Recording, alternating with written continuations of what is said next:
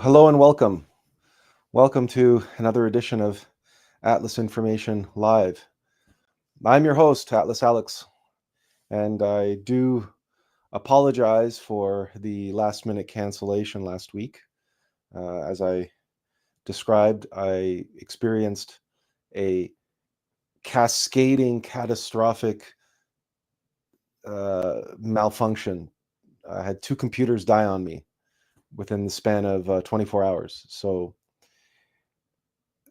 last week then, I went through the process of acquiring a new computer, and I have taken as many steps as I could to try to make sure that we're going to pull off today's live stream without a hitch.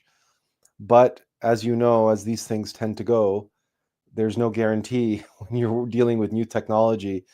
This system is still untested. I can only test it so much on my own. So I hope that everything will go smoothly today and that we won't have any technical difficulties. But if by some fluke the feed goes dead or who knows, any number of things that happen, I ask for your patience while I try to reboot the system or do whatever it is I need to do on my end to get things up and running again. But let us hope that it won't come to that, and let's hope that everything will run smoothly. So far, so good. I don't see any major issues or glitches happening. So that said, then, this is the third program in a series that really began even before we started talking about the transformation of perception. This is a series that we're calling transform yourself, the transformation of the self. And we began with the transformation of perception now 4 weeks ago because of the week we took off. But really, all the live streams that we do here are related to this, the transformation of the self. And we have different words that we use in different circumstances and different situations as we describe that transformation, the metamorphosis, if you will, of the caterpillar into a butterfly, or the transmutation of lead into gold, the lead of ego into the gold of the human soul. And we began with the transformation of perception, that is, impressions, and we continued to the transmutation of deception, the recognition of the lies and misinformation and disinformation and the stories, even the psychological songs that are played for us by our egos, by those psychological aggregates that are possessing us in our mind, in our heart, and in our body. To be able to transmute and see through the deceptions and see them for what they are, well, the antithesis of gnosis, hypnosis and ignorance.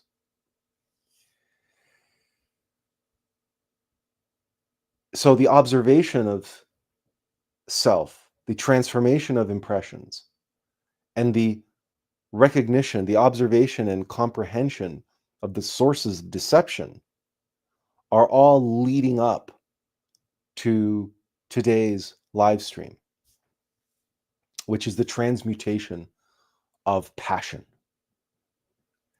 Now, what do we mean by that? Like, what are we talking about?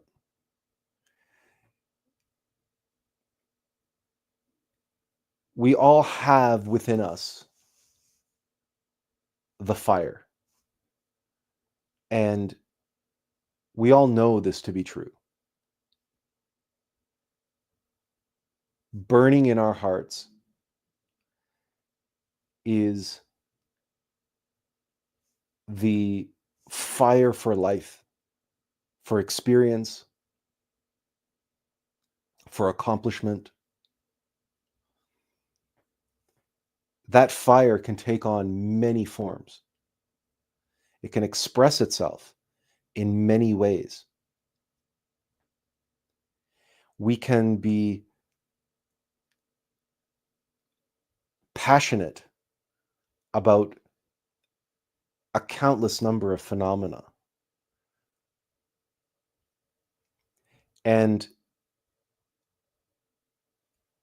it is the recognition of the nature of that fire behind that passion.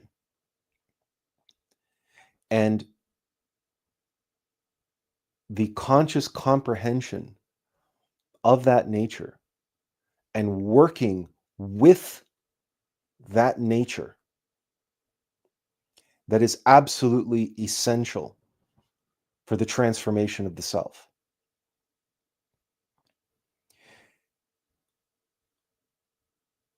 I speak of fire and not energy, because energy has this connotation about it. Fire is more specific. It's more descriptive. Energy is a sort of catch-all phrase, and it means many things to many people. But the fire of passion narrows down and provides for us a great deal more information about the nature of the energy, the specific energy that we are working with here. There are many forms of energy. Energy can take on an infinite number of expressions, just as the fire can. But whereas energy has many different utilizations and functions and utilitarian expressions, the fire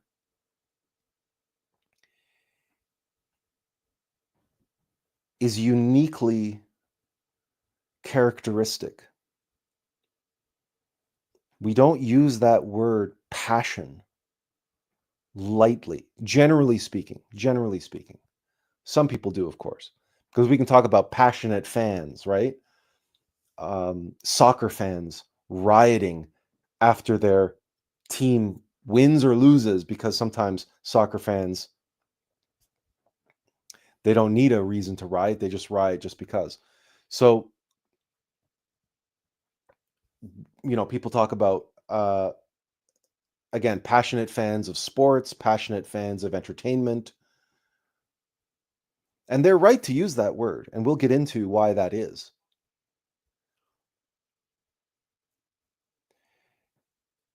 But in that usage, present in that word passion, in that fire,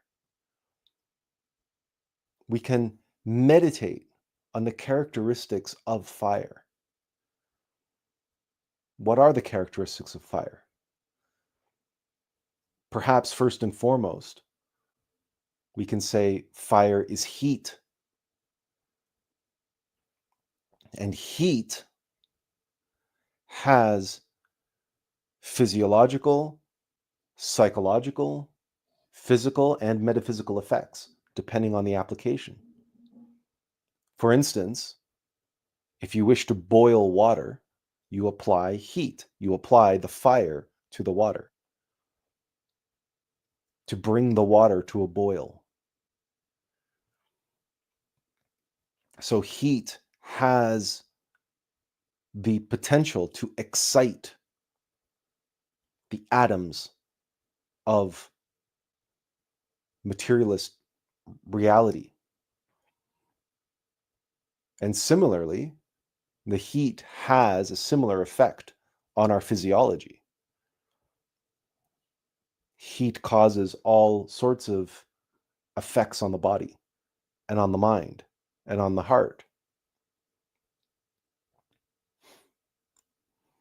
And there are different expressions of heat. There is simple temperature, but then there's temperature of a more psychological, emotional level. For instance, the fire of anger. When you feel that buildup of the pressure, like magma deep in a volcano, when you're in a situation and you can sense your anger building, that rage building and building and building until you're unable to contain it through willpower, and it erupts through you, through your words and through your actions and through your physiology. You can feel the temperature rising. We have expressions like our blood boiling with rage. You see, that too is fire. And there's, of course, we can talk about other emotions that we experience, other egos that we deal with and live with, which relate to fire and heat. And how, just like the atoms become aroused, the atoms in the water become aroused with the application of heat, and that water is brought to a boil. Something very similar happens within us, sexually speaking, when our waters, our sexual waters, through the application of heat, they become aroused and they begin to boil. And we call that lust. And the word passion is intricately connected to sexual arousal, to lust, to eroticism, and everything associated with that area of our lives. Again, fire, passion.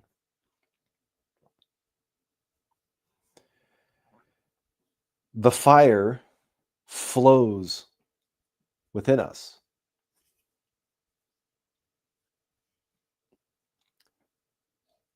We've often talked about the metaphysical nature of that fire. And we can talk about prana or chi.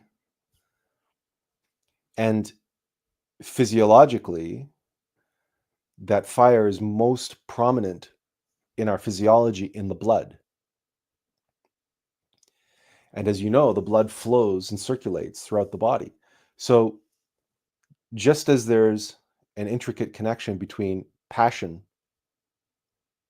and the fires of sexuality, there, and the connection between fire and water, so too there's a connection between our prana and blood. Their water and fire, although they are in some senses the opposite of one another, when united, when combined, the power of that combination cannot be overstated. And we know this. It's a very practical truth. If you've ever boiled an egg, if you've ever dissolved salt or made tea or coffee, right? You apply fire to the water to bring it to a boil, and that boiling water is infinitely more powerful in the kitchen, but also in the laboratory. And so too in the alchemical lab. As Master Samael famously said, in order for that which must be dissolved to dissolve, and that which must be crystallized to crystallize, the water must boil at 100 degrees.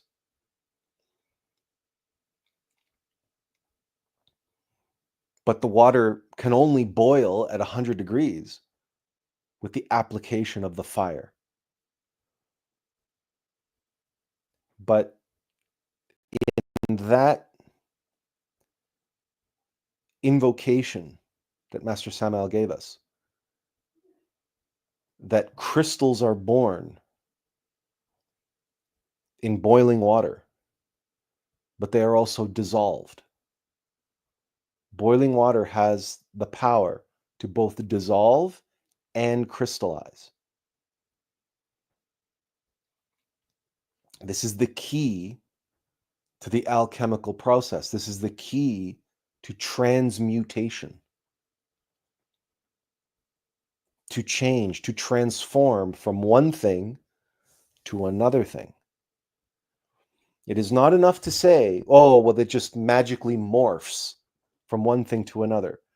This is a constant bugaboo of mine that I constantly have to face time and time again, where people are obsessed with the concept of transformation as this rainbows and unicorns, bunnies bouncing in the meadows process.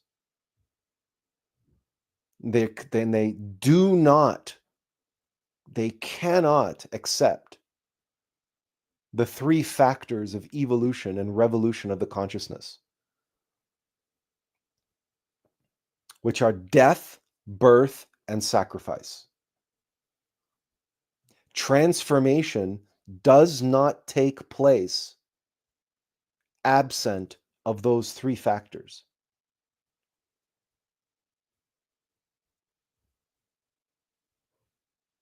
There is no transformation of one thing into another thing without the death of the first thing and the birth of the second thing. Even the metamorphosis of a caterpillar into a butterfly. Richard, oh, hello, Richard. I'm getting to the example right now. Richard says, I'm here. And Azazel says, hello. Hello, Azazel. Nice to have you. And Richard says facts, and he says example. He wants examples. Here's your example, Richard. The metamorphosis of a caterpillar into a butterfly. The middle step is that of the chrysalis inside the cocoon. The chrysalis devours what gives rise to the chrysalis is the fat of the caterpillar. The chrysalis devours the caterpillar. The caterpillar dies so that the chrysalis can be born and take shape. And then what happens? The chrysalis dies and it cracks open, and what emerges from it is the butterfly. It is a three-step process. There is no transformation of caterpillar into butterfly. This is a myth. It does not happen. The caterpillar and the butterfly, they do not meet. There is this middle process known as the chrysalis that devours the former and then dies and gives birth to the latter. There is no transformation outside of the process of birth and death. Your physical vessel, your physical body, is not the same as that when you were a child. There is not a single cell in your body that is the same as that which came out of your mother's womb. because death and birth and sacrifice are the 3 steps to evolution and revolution.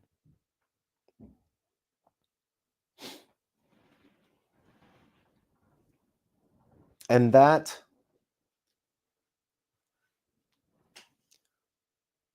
formulation, that action, that revolution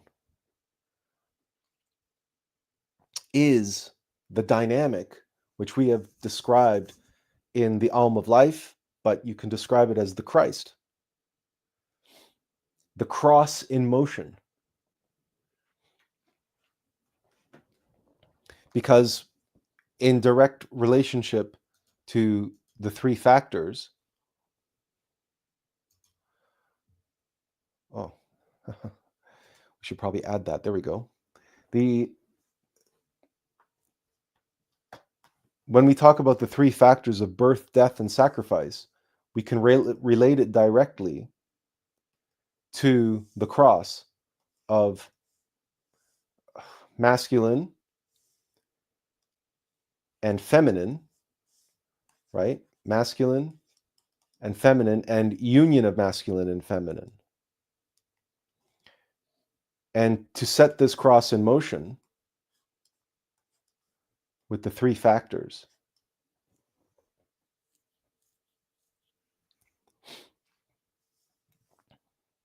we get this ancient symbol, which is an ancient symbol of power, an ancient symbol of Christ.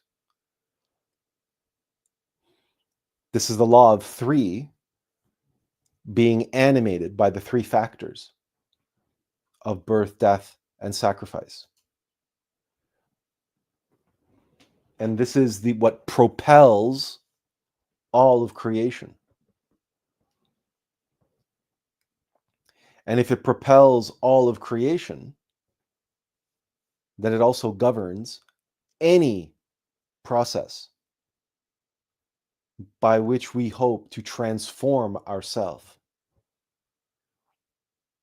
And if we are currently, in our current form, asleep and riddled with ego and possessed by mechanicity and identified and attached to impermanence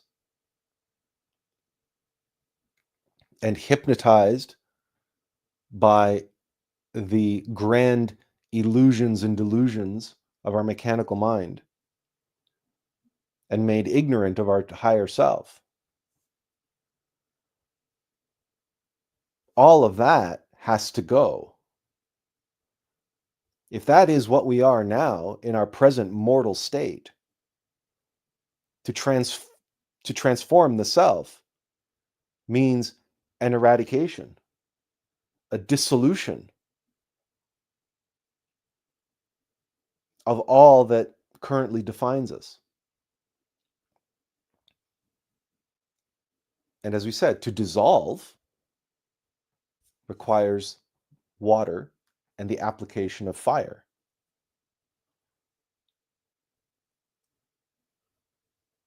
And out of that dissolution, the dissolving,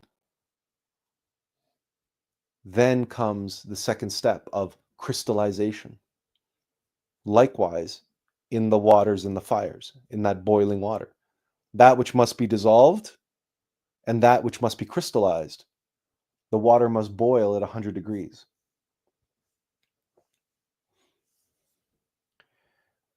But there's a catch. If it was so simple, we'd all be already doing it. But there's a catch. And the catch is that that fire is bottled up in our passion. And so I entitled today's talk, The Transmutation of Passion.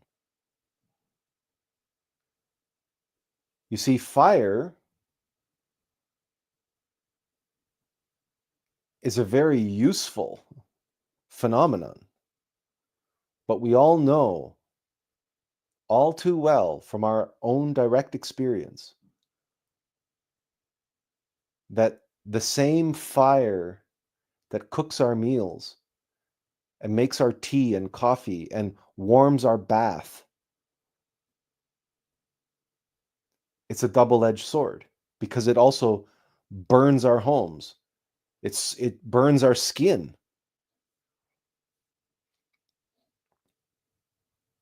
It levels forests.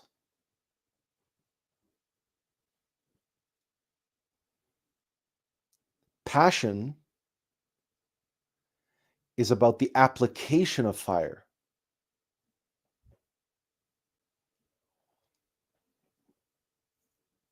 And how and for whom are we applying that fire? How and for whom is our passion directed?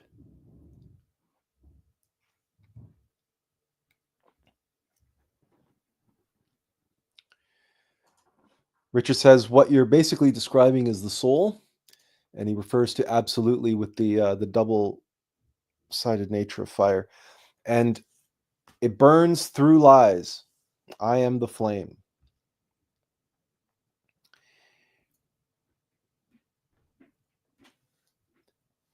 It burns through lies, or it can burn into your heart the dogmatic beliefs indoctrinated and imposed on you, imposed on all of us. You know, you're familiar with those wood burning kits? How many people living in the world are passionate about this or that dogmatic belief system? Are those not lies? How is it that their passion cannot burn through the lies? Remember, there is no quick fix. There is no universal anything. The fire, like in Star Wars, the Force, it has a light side and a dark side. And it's all based on how the fire is applied. Where is the passion directed? For what? And to what end? And to whose benefit? So let's look at that. The word passion, what it means from a practical metaphysical standpoint, is that which you are willing to suffer for. Remember that in the three factors being birth, death, and sacrifice, sacrifice and suffering are essentially synonymous from a metaphysical, for an esoteric standpoint. Suffering is a form of sacrifice, and sacrifice is a form of suffering. So think of, and let's be crude for a moment, but let's take an example that we can all, maybe not, even if we can't relate to it personally, we can all understand it and relate to it very, very easily when we look at passionate fandom, passionate sports fans. Now, you know that other words that apply to passionate fans are words like dedicated fans, loyal fans of the Chicago Bulls, or New England Patriots, or whatever the sports team may be, right? You have these loyal, dedicated, devoted fans. These are the words that they use to describe these so-called passionate fans. Loyalty, dedication, devotion. Dedication, devotion, and loyalty, these are all words that require sacrifice in order for them to be true. Loyalty, why is that sacrificial? Because to be loyal to your spouse, for instance, means sacrificing your lust and your envy and your desire to go off and have an affair. To be loyal, to be devoted, to be dedicated means to sacrifice temptations that might dilute your loyalty and your dedication and devotion, that might make you spread yourself too thin, or make you want to sow your wild oats in a broad way. Not being able to devote yourself and dedicate yourself to your one spouse, or to your one employer, or to your one sports team as a fan.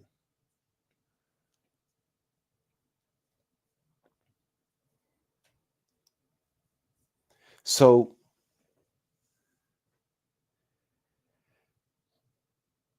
to be passionate, a passionate spouse, passionate for your mortal beloved, to know your mortal beloved intimately at the exclusion of all others, to focus your passion, your fire, and give it to them exclusively on that level.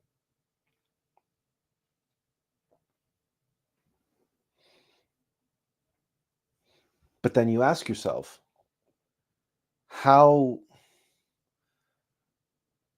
is being a fan, which is short for fanatic, is being a fan, a passionate fan of a sports team, is that a legitimate use of our fire? Because it requires sacrifice, it requires effort, and it involves a good deal of our time and attention and energy and effort focused in on something as trivial as a sports team. Is that a good and noble application of our passion, of our fire? Is that a good use of our fire?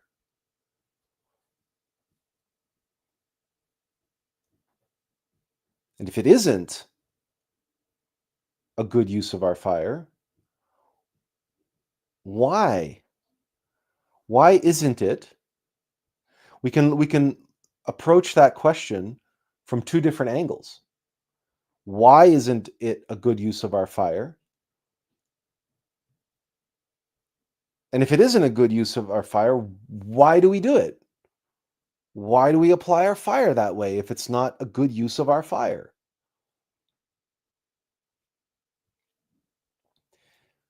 Which then, if you pull on that thread, what begins to unravel is what connects today's live stream to the previous weeks. And that is, well, what is it inside of us that is getting us to use our fire, to direct our passion, and to use up our fire for this frivolous pursuit?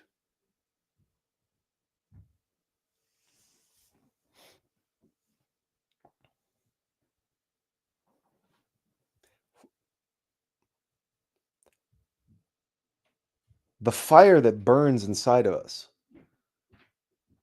is the fire of life. It is what gives us life. Make no mistake. It's not the food that you eat that gives you life.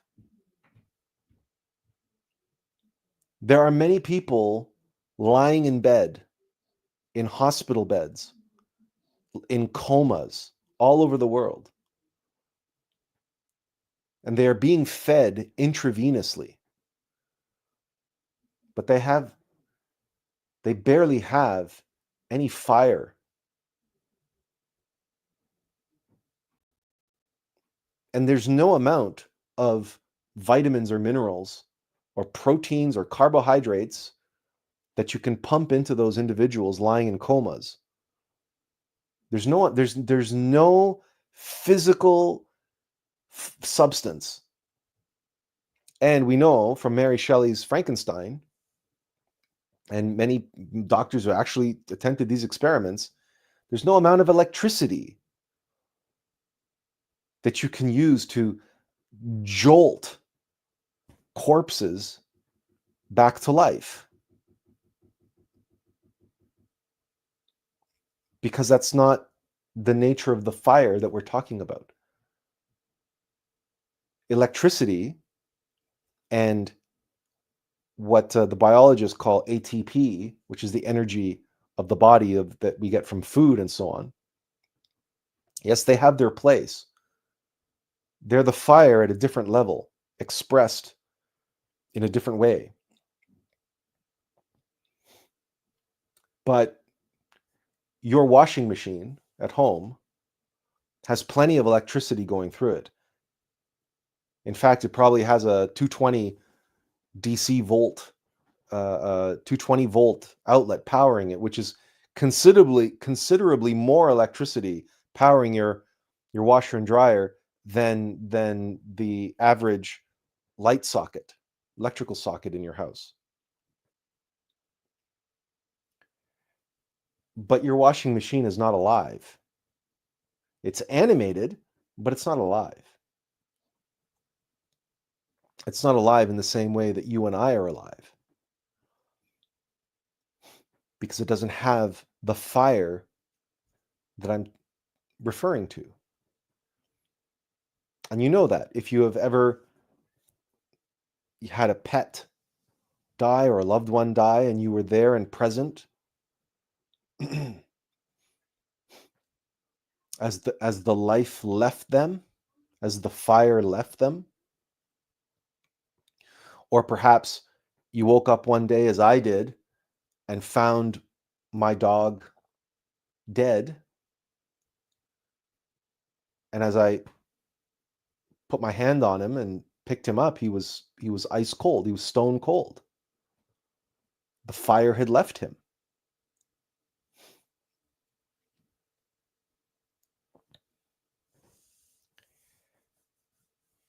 Now, what is it about the fire of life? It is that very aspect of the fire that mechanical nature requires in order to exist. Your body, absent of the fire, your body will die. Your body belongs to mechanical nature. The fire that earlier Richard suggested was related to the soul. If that fire, if that soul leaves your body will die. Your body cannot exist without that fire, without that soul. In the same way that your washing machine cannot be animated without the electricity that is driving its motor. It cannot function. It cannot do what it was designed to do. This is the nature of all machines.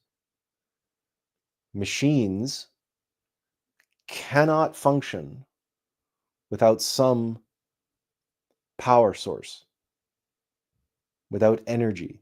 Even if that energy is mechanical energy in the form of a spring that has been wound up, or water flowing over a river and flowing over a water wheel that turns an axle that turns a grinding stone in a mill.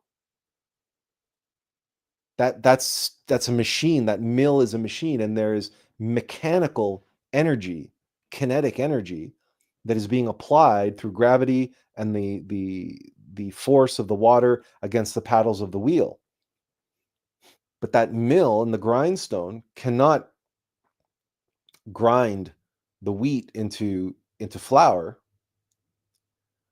without some form of energy, without the force, the power that's being applied to it, or the mechanical potential energy that's created by winding up a spring and loading that spring with mechanical tension, which then it slowly unwinds in the inner gearing and metalworks of a clock or a watch. But without that machine is lifeless.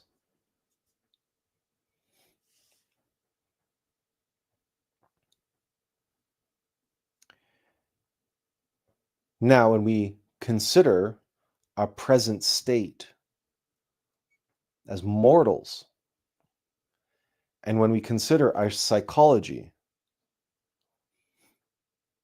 and we have, in the previous weeks, have been discussing the transformation of perception, of impressions, and the transmutation of deception, the recognition, the observation, recognition, and comprehension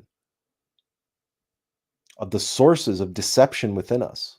We call them egos, or psychological aggregates, or mental malware, or sins, or nafs, or you can call it, or demons. You can call them whatever you want to call them.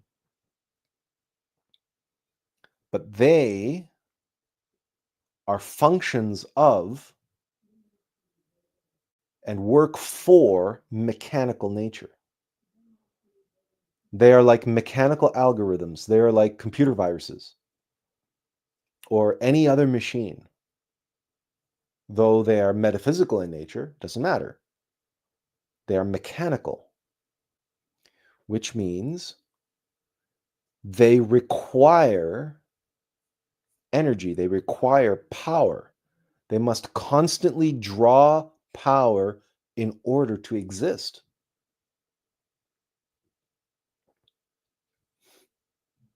And you know where we're headed with this. Or you should know from your own experience. When earlier I was describing when the fire of anger builds up inside of you, or the fire of lust builds up, and you feel yourself, your blood boiling, and whether your blood is boiling with anger or your heart's aflutter and the sexual waters inside of you are boiling because of arousal, it is fire. It is fire that is boiling your blood or boiling your sexual waters. It is the fire that we're talking about, the fires of passion.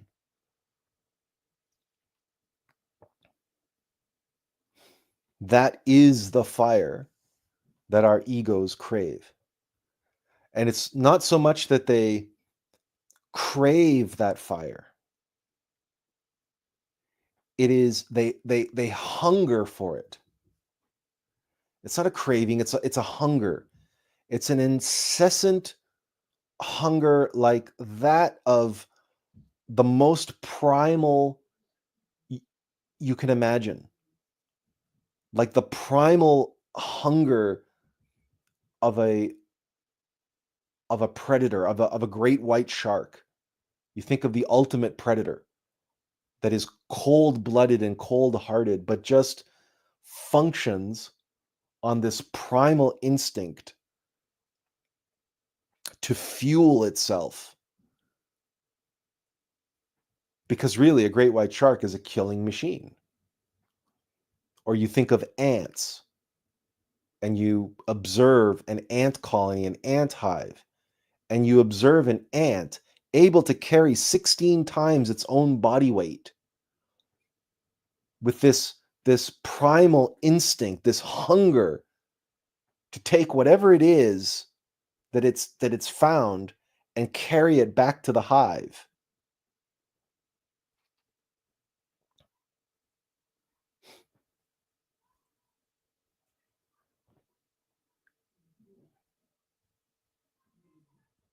All of our egos desire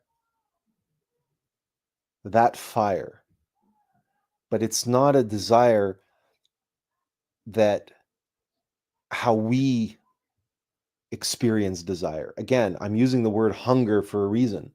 So if you've ever felt yourself underwater,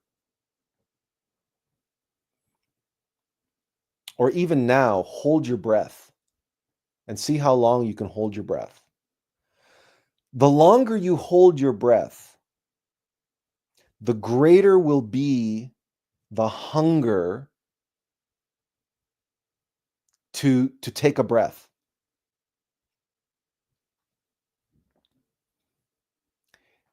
That's the level on which our egos hunger after our fire. Because if you've ever nearly drowned, or if you've ever tried holding your breath underwater in a swimming pool, or, diving or free diving or whatever it is, no matter how long you manage to hold your breath, sooner or later, you get to the point where your body begins to fall into a panic, and the self-preservation instinct kicks in, and the body starts to feel terrible fear, because one of the essential elements required for its continued survival is being denied it. And in our case, that's oxygen, in the example that I'm giving. So it is in that instinctive self-preservation algorithm known as fear, but survival of the self, that you can witness the mechanical, physical vessel that you occupy falling into a panic. And I don't have to describe it. You all have experienced it. You all know what it's like when you can't get air, when you can't breathe. We've all been there in one form or another. We've all experienced that at some point in our life. That's even if it was a sinus infection or an allergic reaction, and your esophagus was inflamed and seizing up, and you couldn't get air.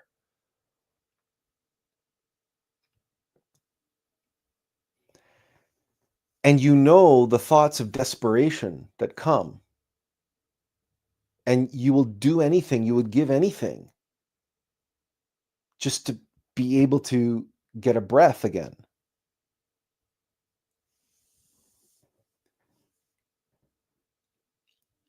It's not fair to call that a desire. You're not experiencing desire in that moment. You're facing a kind of like hard reality that, hey, you got to breathe. You need oxygen to breathe, to stay alive. And that's what you're dealing with there. And of course, this goes down the line where you can last a few minutes without oxygen. You can last a few days without water. You can last a few weeks without food, right? But sooner or later, and then you can last maybe a few months without impressions, right? Like locked in solitary confinement or whatever. The reason why that's a punishment is because sensory perceptions, sensory impressions are also food for our psychology, food for the mind, food for the consciousness. And sensory deprivation, right? Solitary confinement is a punishment because it's liable to drive someone mad. It's like their psychology, their mind becomes starved for experience, for beauty, for sunlight, for the faces of others, or for anything, just some form of impression, something to take in. That's the nature of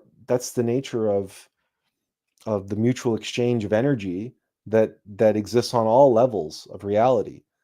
But particularly on the physical level, we have these very obvious and very profound mechanical reactive consequences if we are denied what is essential to our existence on that level. So if our body is denied oxygen, our body dies in a few minutes. And if we're denied water, then we die after a few days. And if we're denied food, we die after a few months. Or sorry, a few weeks, depending on how familiar you are and how you've trained your body through fasting and other modalities. You can stretch that out, but in general, the average person is going to be dead after no more than a few weeks. So coming back to it then, if machines require energy to function and egos are mechanical entities, then they require our fire, and they will get it. They will find a way to get it. Well, how do they do that? That's what the previous weeks in the transformation of perception, transformation of impressions, and the transmutation of deception was all about. It was all about recognizing the lies and deceptions and the clever, subtle masquerades that our egos do and perform and present to us.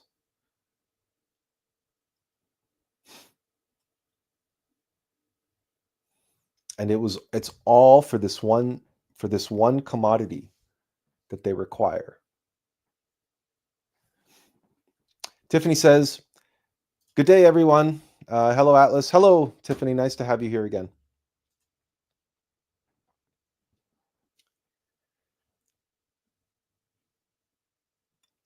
There's a second.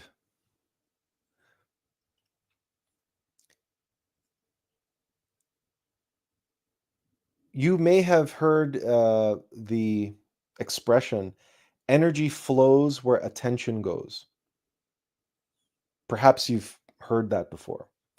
It's a popular New Age axiom. And of course, if you've practiced pranayama in any capacity, you know that it's true. You can direct the prana in your body just through visualization and just focusing and concentrating and focusing your attention to different parts of your body. And you can raise the prana up your spine to the crown chakra. You can move it to the third eye and move it, and then breathe out and move it down into your heart. And you can feel you can actually experience physiological responses to the movement of prana. So you can move your fire. via your attention. And what is your attention? Your attention, what you pay attention to, is where you direct your consciousness.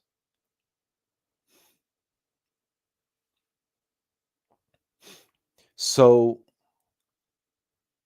when you are applying your passion to a particular activity, and all of your attention, all of your focus is on that activity, you are able to harness your fire and direct your fire through your passion, but only by virtue of your attention. This is really crucial. This is really important to grasp. And just take a moment and contemplate. Can you truly be passionate about something or someone and be absent-minded? Is it possible to be passionate about Mozart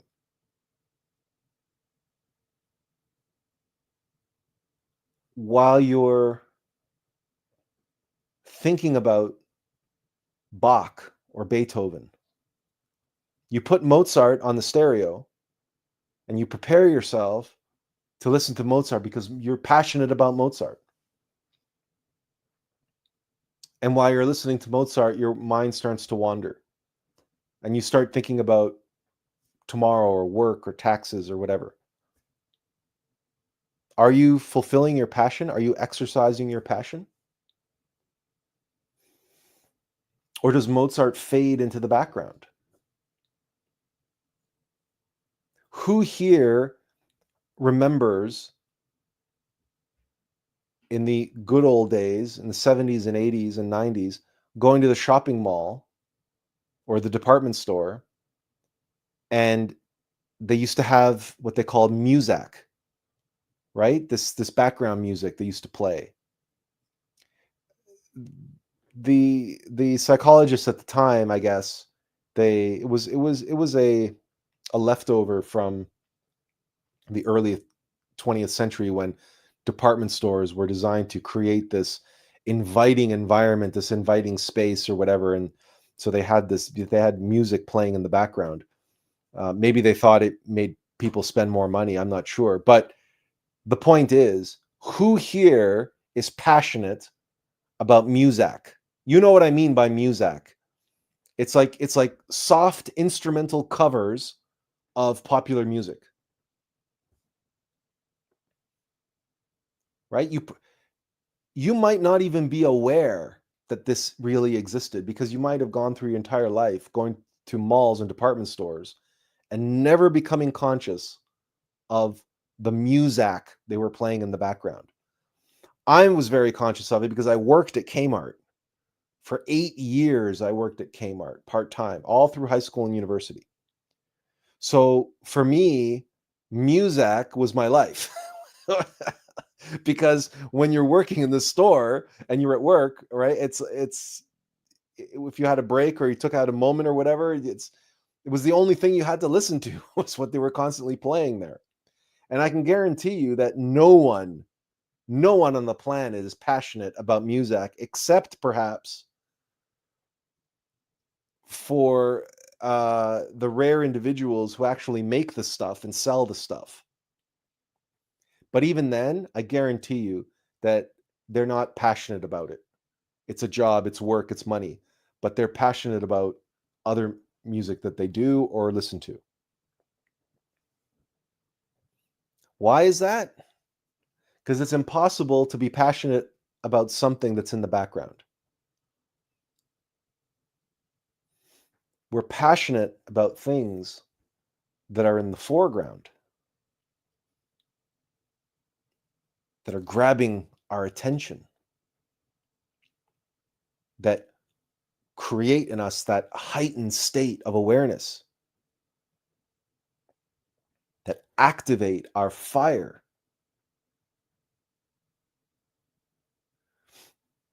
i.e., we're in the grips of something. When a musician's song, a hit song, comes on the radio and it grabs us, the tune, the harmonies, the melodies, the vocalizations, the lyrics, the whole the whole perfect alchemy of it all. It's like a magic spell, and it comes over us and it grabs us. It grabs our attention.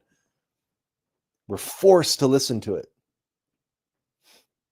And it might become one of our favorite bands or one of our favorite songs, and we become passionate about it. We become invested in it.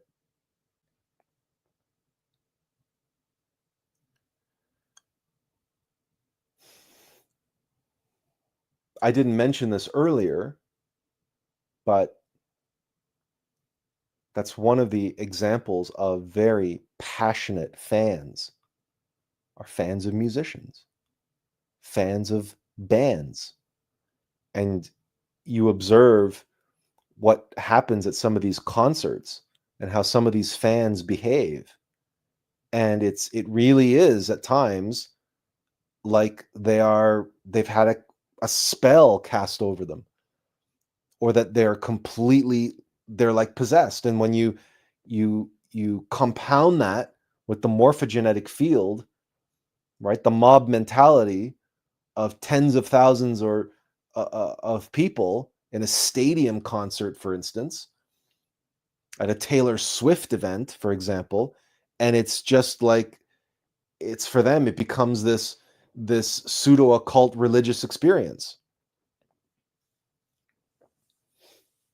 And it's all directed and focused on the cult of personality around the teen idol, right? The false idol, in this case, Taylor Swift, but it could be Madonna, or it doesn't matter who the musician is or who the artist is. That's irrelevant. The point is that attention and passion are two sides of the same coin. So in order for a machine to siphon our fire and get us to direct our passions toward it, it has to somehow grab our attention. It has to make us pay attention to it, or the object of its will. Now, we could call that ill will, or we could call it what it is, a desire. Because when an ego takes control of our attention, that is our directed consciousness, in order to siphon our fire, what are we outside of that?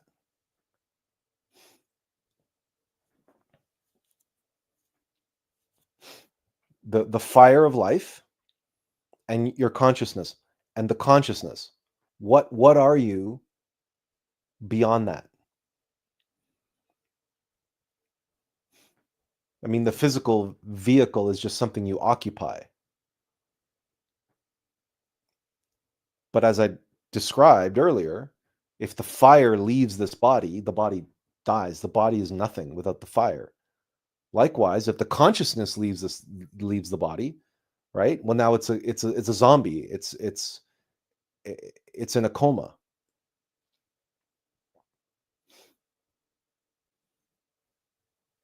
So we are our consciousness and we are our fire. And if our ego grabs hold of one in order to get the other, then there's only one word for it. That's when we are possessed. We become a possession of that particular machine. because it has our conscious attention and our fire under its control.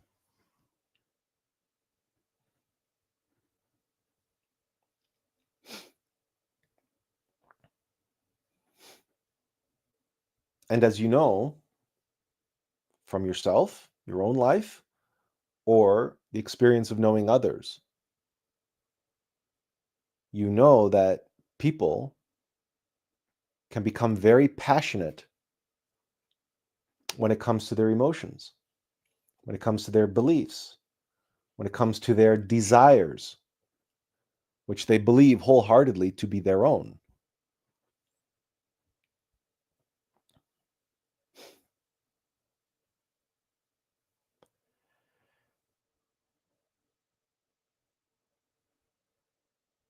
And herein lies the metaphysical, scientific basis for why the vast majority of people on this planet cannot change, don't want to change, and will not change. They will not transform because they're possessed. Possessed by fear, by lust, by greed, by envy, by pride, by gluttony, by laziness, and countless other psychological aggregates, that which we call egos or demons. And why we have this busy mind that's this constant, never-ending psychobabble that's going on and playing out on the screen of our mind that never shuts up. Why? Because it's always trying to draw our attention away from the present moment and get us to pay attention to what it's babbling on about. Why? Because behind those machinations are the machines that are feeding on our fire, but they need us to pay attention to them in order to get our fire.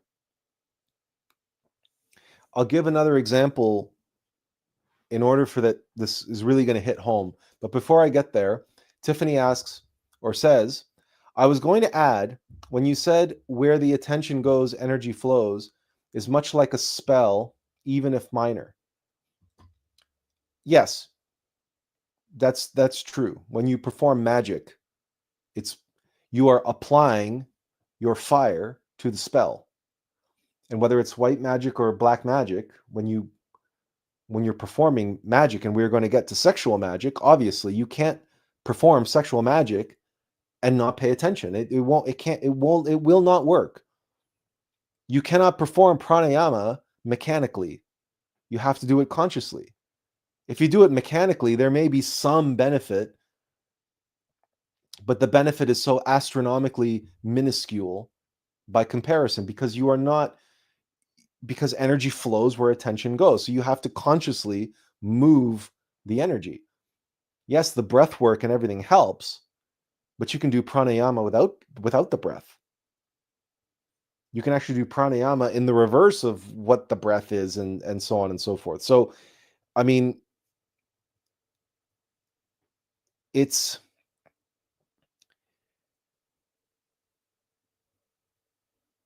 the two things are intimately related, intimately connected. You could almost say that they are the masculine and feminine, or consciousness being masculine and fire being feminine. It's not, you can't really say that, because consciousness has its own feminine aspect. But we can say that they're intimately connected. Yeah, Tiffany says, because it's fire. Now, Kay asks, how do you escape possession? Well, we're getting to that. But I needed us all to take this journey of understanding what in fact is being possessed and why. Nobody ever asks that for some reason. Nobody ever talks about what is being possessed. Oh, I'm being possessed. Yeah, what does that mean metaphysically, scientifically? What does that mean you're possessed? You're a slave? Someone is selling you on a slave market? Because that's possession. No, but what does it mean to be, when you say to yourself, after you do something or say something that you later regret, and you say to yourself, oh, what possessed me to do that? Yeah, it's a good question to ask. What possessed me to do that? But an even better question to ask is what possessed me to do that, and how did it possess me? How was I possessed to do that? And in the case of anger and rage and saying something that you regret later, or acting out in a way that you regret later, maybe you threw something or broke something or hurt someone, right? You lashed out, and then later, oh, what possessed me to do that? How did it possess you to do that? How did it get you to act in a way that was against the will of your innermost? It was something that you knew deep down to be wrong, that you knew deep down you shouldn't do, but this thing got you to do it. How? How?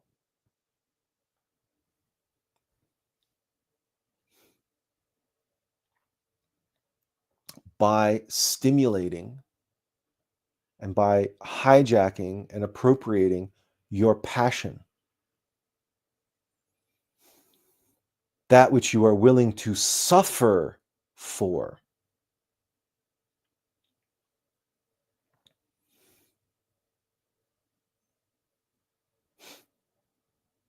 If you haven't put two and two together now yet, let's be very particular at this moment, because the Buddha said,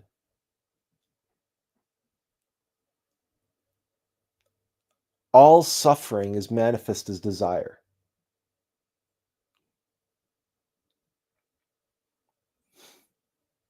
So it was the Buddha Shakyamuni that connected desire with suffering. And desire, craving and aversion,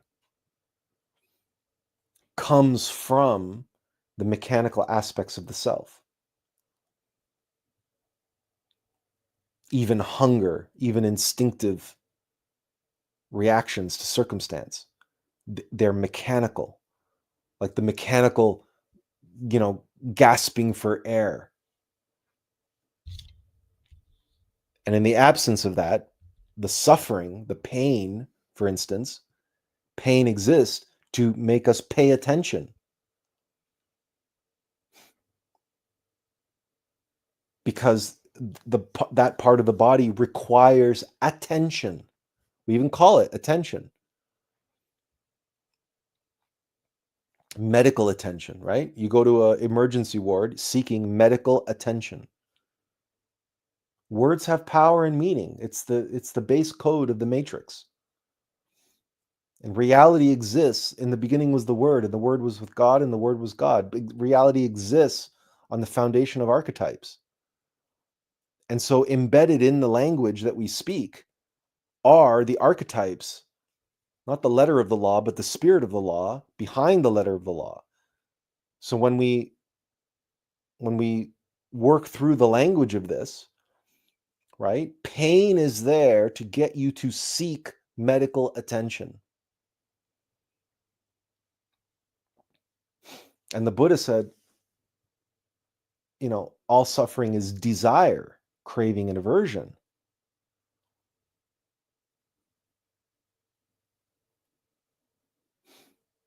And passion is that which you are willing to sacrifice and suffer for.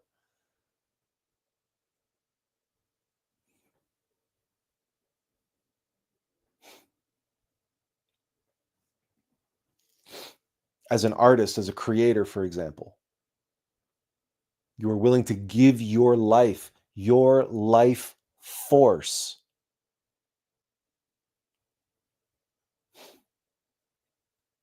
in order to give birth to it in terms of an artist. So a little part of you dies through that suffering, through that sacrifice, so something new can be born in the world. You brought it into the world through your fire, through your passion. So the egos know this, they understand this.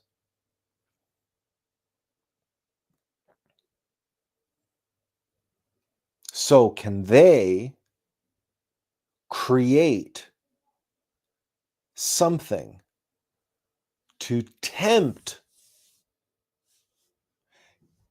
Now, here's a very interesting aspect when we talk about language, when we talk about words. Just for a moment, let's look at that word.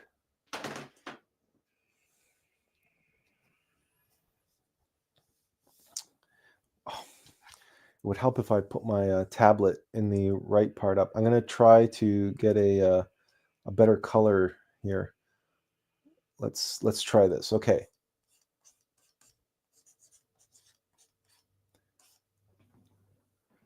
Tempt.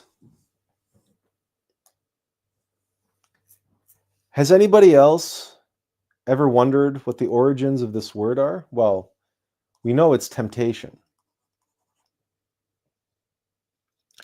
Why is the root word of temptation the same root word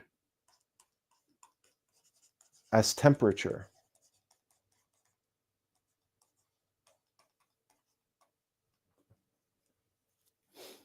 It's the same root word.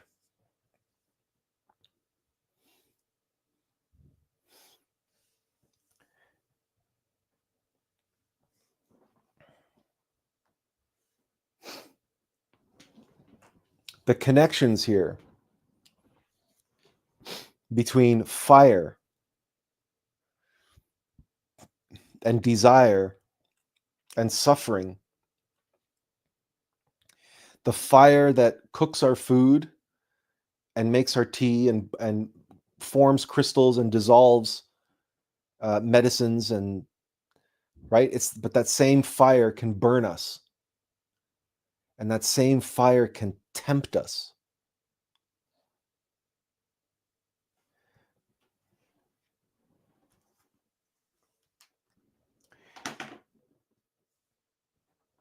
The Latin prefix con means with. So we say contempt. To have contempt for someone is like it's with temptation. But it's more than that. Right? To be in contempt of court. It's like you're applying your fire, the temperature. It's with heat, with passion, that you have contempt. And it's related to temptation. And Leah says, it has to rise. It's a very good, apt observation. Temptation bubbles up inside of us, does it not? If you're walking by a bakery and you see a delicious slice of cheesecake, or you're walking by a jewelry store and you see a beautiful pair of earrings, or it doesn't matter. The object of your desire, the object of the temptation is not the point. That's simply the object. That's simply the point of focus. That is what your attention is drawn towards. But the temptation to act on the temptation bubbles up inside of us.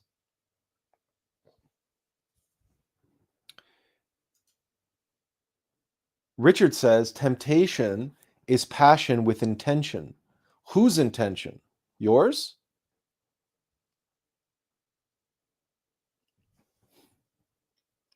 Because last time I checked, all stories of temptation, whether it's in the Bible or Shakespeare or Faust or doesn't matter, right? The whole point of temptation is being seduced. It's a kind of seduction to do something that you, on the surface at least, you hadn't planned on doing or you hadn't thought about doing. So the temptation comes and presents a course of action that's very seductive. What is seduction? Seduction is something that is trying to draw out and draw forth your what? Your passion. That's what a succubi is, or an incubi or a succubi. They are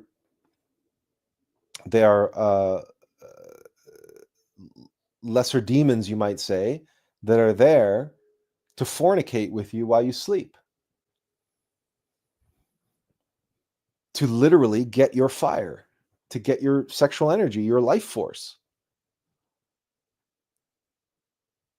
To seduce is to tempt.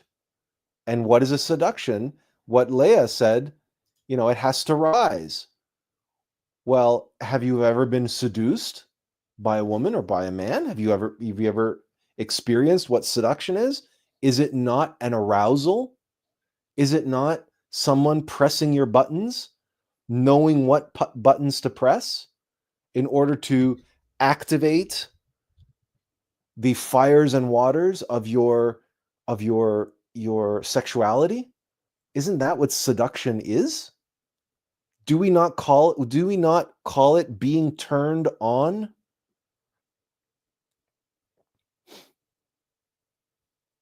Right? And literally feeling warmth and an increase in temperature in certain parts of our body, and feeling our blood boil, and in whether we be male or female, certain organs of the body become engorged with blood. And where is the fire? Where is the energy? The blood, the prana in the blood. And it's the life force, the creative force, which is intimately connected with sexuality. And so, yes, it rises in us as we are turned on, as we are seduced, as we are tempted, and our passions are stoked, our fires are stoked. And all of this can be done by these mechanical entities that we call egos. And we know it because we've all experienced it. We all know what temptation is. We all know what seduction is. We all know lust. All of us, without exception. Or gluttony, or any number of different egos. Or anger. Because again, anger is another form of arousal. We're being aroused. We are being excited. And then there's excitement, enthusiasm, entertainments, indulgence of all sorts of primal desire. So you have horror movies. Well, horror movies are actually literally stimulating fear and arousing fear and arousing the sympathetic nervous system. As we're getting jump scares and grossed out and this and that and the other thing. And people actually go to watch horror movies or ultra violence or pornography or whatever the case may be, whatever mindless, empty entertainments that are on screen that are stimulating. And they are stimulating. And what are they stimulating? Ultimately, they're stimulating our fire. And momentarily, our passions are being aroused so that fire can be consumed by whatever mechanical entities are allowing themselves to be pushed by the stimuli. And this is why it's so important to practice what we talked about 3 weeks ago, We talk about the transformation of perception, the transformation of impressions. It's so important to be aware and conscious of how we are being stimulated in any given moment.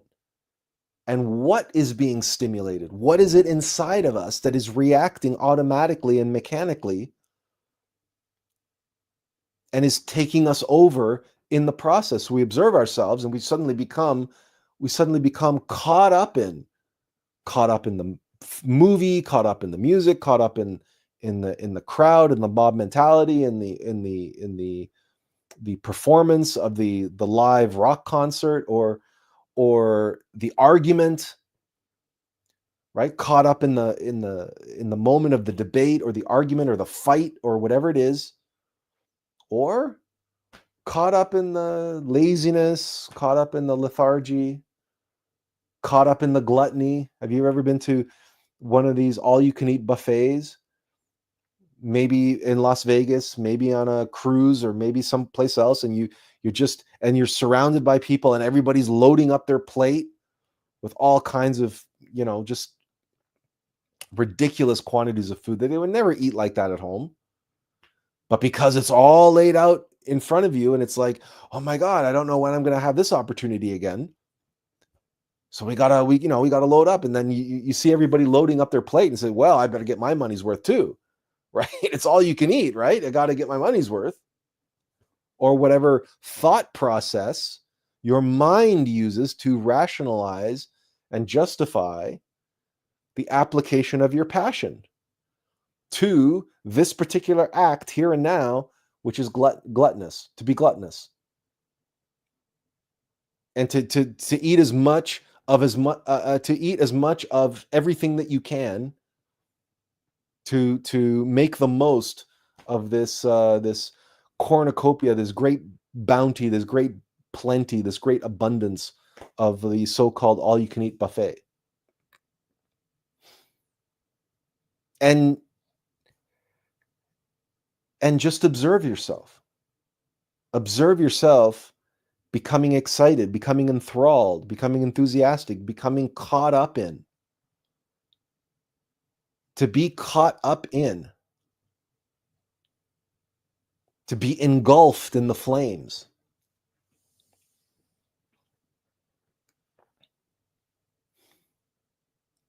And in those moments, you're possessed.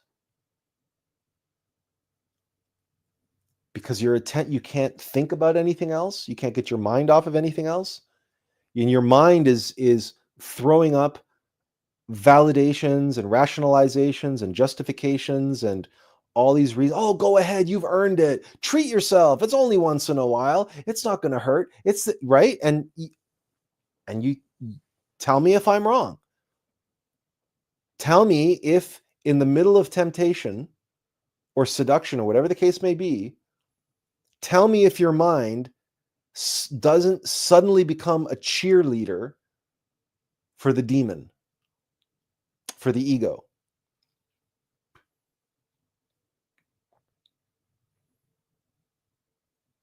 It's like all of a sudden, your mind, whether you're a professional salesperson or not, it doesn't matter. Your mind becomes this perfect salesperson, this incredible late night TV advertisement host, right? The spokesperson for those late night TV, what do they call them? No, not advertorials, infomercials. And you've got this slick talking infomercial host in your head. And if you're an observation of that, you can be amazed. You go, wow, who knew I had such a great salesperson up there? But you have to be an observation. You have to be able to transform the impression. You have to be able to be on top of your perception and be an observance of all this. Otherwise, you're going to be hearing those voices in your head and being identified and attached to them, saying, yeah, I have earned this. Yeah, I do deserve a break. Yeah, I do deserve to treat myself. Or, in the case of seduction, in the case of lust, you can use your imagination as to the things that your mind can come up with to justify and rationalize, empty sex with a stranger, or cheating on your spouse, or any number of, right, or watching pornography, or any number of sexual acts that satisfy lust but go against what you know in your heart and spiritually to be antithetical to the path, and antithetical to your faith, not just in your mortal beloved, but your immortal beloved.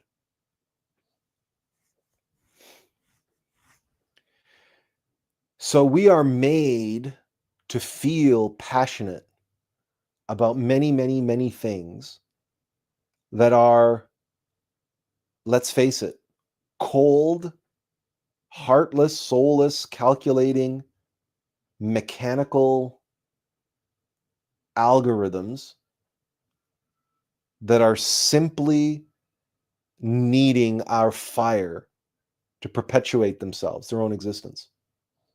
And they are acting on that pure, primal, instinctive, mechanical level. They're indifferent. They're not acting out of malice. They're really not. It's just that what else are they going to do? So it's not something you take personally. You shouldn't. But in order to get what they need, they take command and control of our attention. Because energy flows where attention goes. So they get us to pay attention. They hypnotize us. They delude us. They fill our attention, our consciousness, with whatever object of desire that they want us to act upon in order to siphon our energy in the process.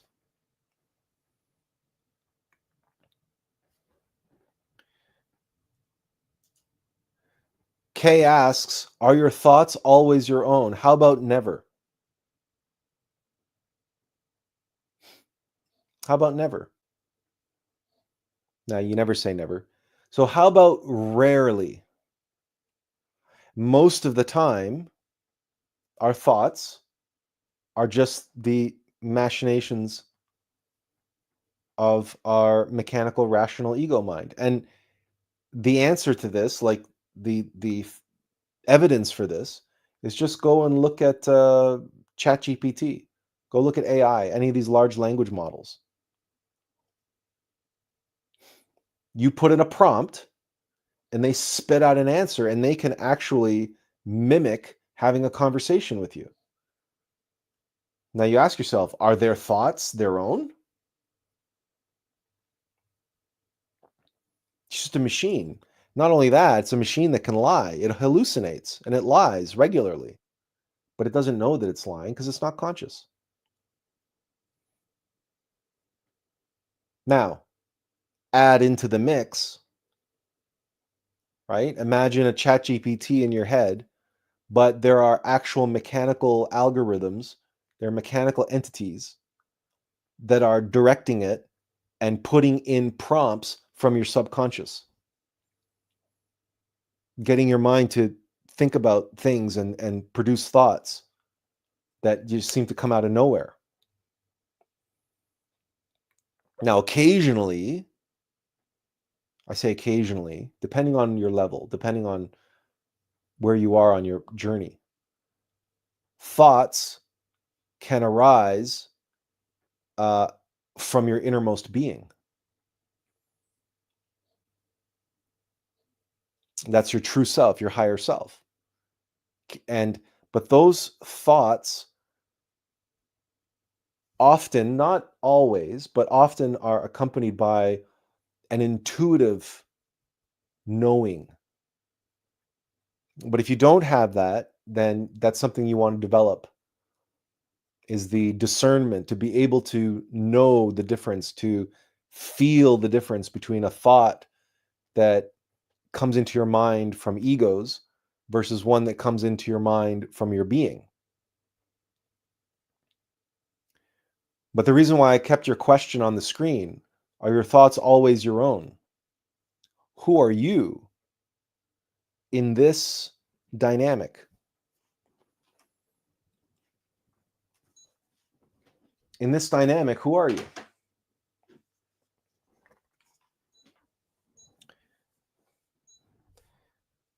Oh, my keyboard is having a conniption over there. So we can look at this from a perspective, and I think I need to make... All right, why don't we go here and make that a bit bigger. Okay, so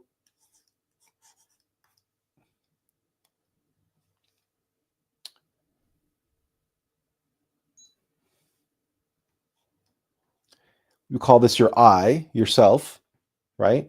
And if we say you have right, you have egos. Now I'm drawing them outside, but you know that these are not outside of you, these are inside of you. And then you have your higher self. You are a vehicle, you are a vessel. Right? This is you. The egos in your subconscious mind, heart, and body, they normally fill your mind with statements, right? I want, or I don't want, right? I am this, I am not that, right? But an ego will always present itself to you as an I. That never-ending stream of I's going through your mind, the pinnacle of your focused attention, your consciousness, the focal point of your consciousness, means that any number of these, a legion of egos going through your mind, but they're always presenting themselves as I. That's what creates the illusion of you, this I that we call ourselves as a singular I.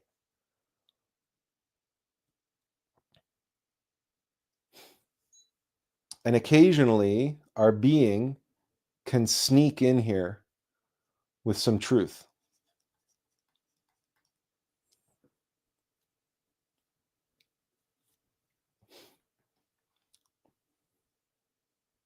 Which is why I said in the short answer to your question, are our thoughts always our own? And I said, how about never?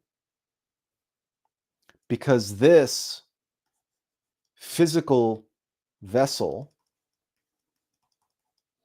or vehicle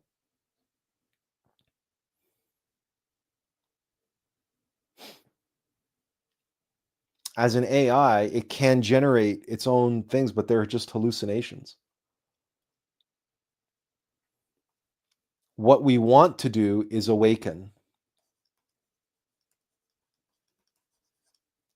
so that our true self, right, our being, has full access to our mind at all times. And that we do not identify as this I anymore.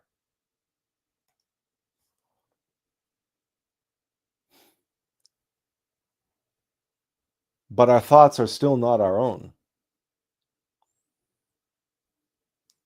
That's the illusion. That's the delusion that keeps us trapped in the false self. right? This is the false self. The me, myself, and I.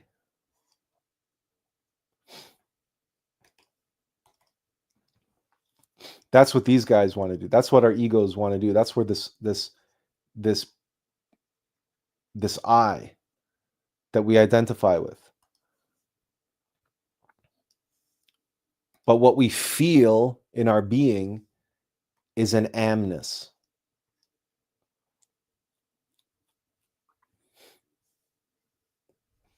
Because our being, likewise, is not an I. It's not an individual.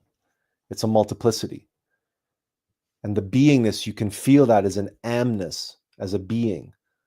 But you don't process that necessarily as an I. I mean, we do because we don't have much choice in the matter in our current state of consciousness and our current level of being.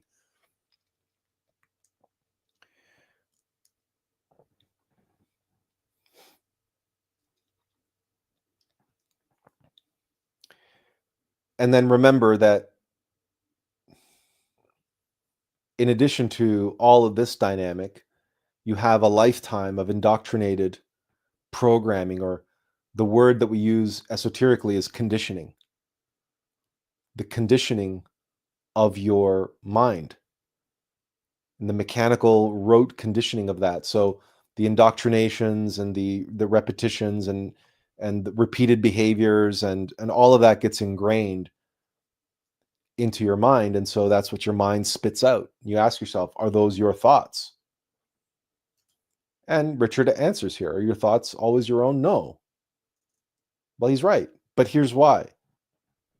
The important thing to grasp is to understand why they are not your thoughts and why you shouldn't identify with them or attach yourself to them unless you can be certain of their origin, that they're coming to you from a higher self, that higher place, and that you know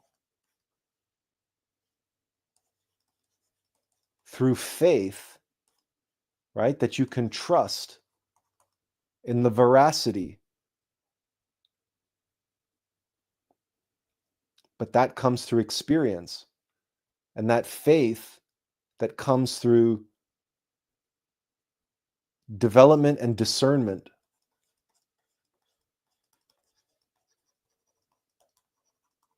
To know the difference when your being is projecting something onto the screen of your mind versus when an ego is doing that, when one of your many egos are doing that.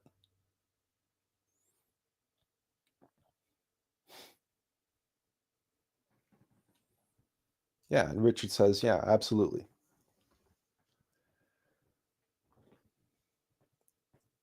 This is what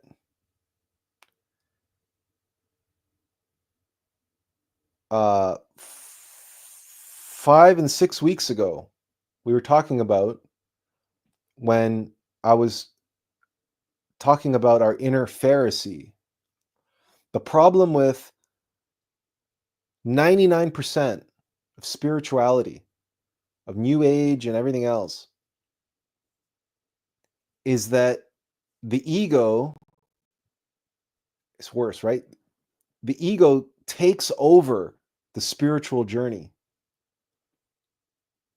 It hijacks it. And everybody starts believing that their false self is so-called spiritual.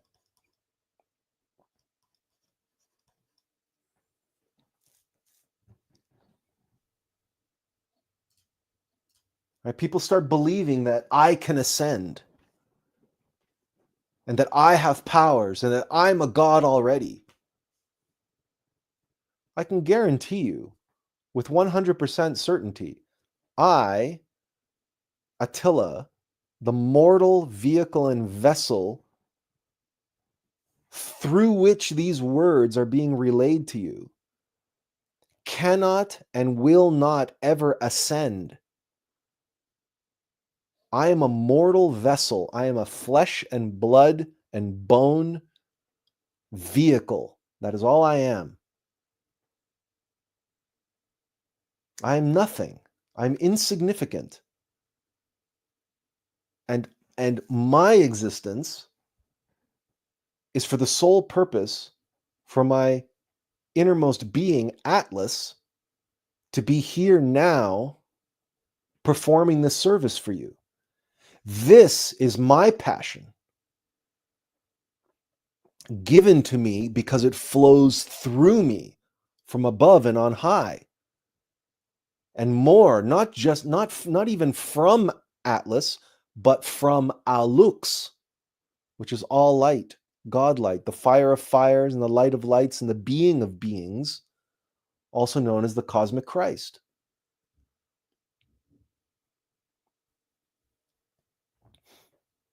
This physical body cannot leave the physical plane. Not in its present, not in my present level. It cannot leave. It cannot dematerialize. I don't even have the power of jinn travel. I cannot dematerialize my body and put it into the fourth dimension.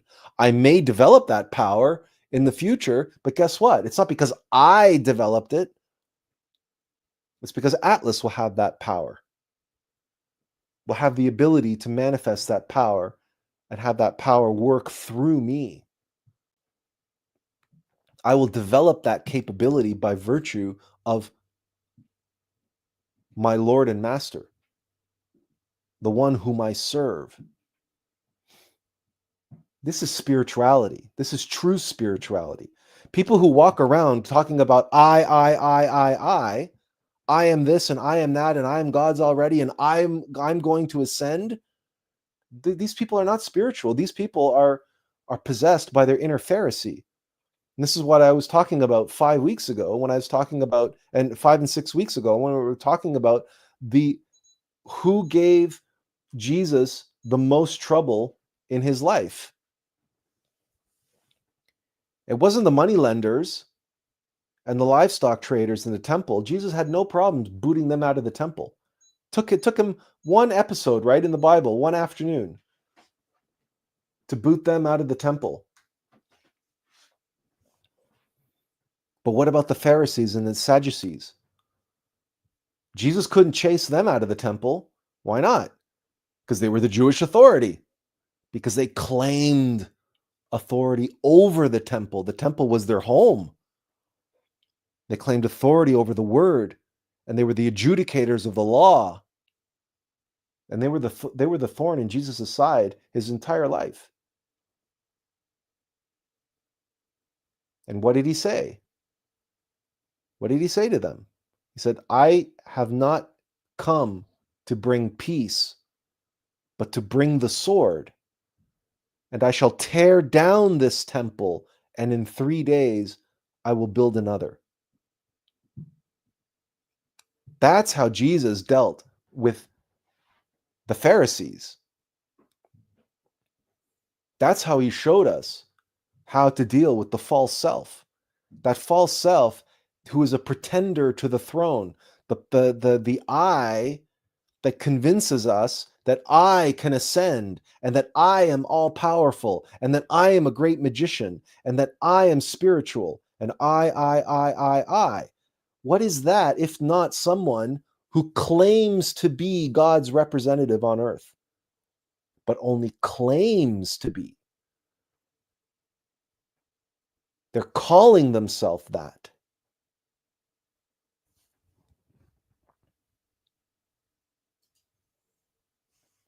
Yeah, no, the mind cannot. Why do you say the mind can?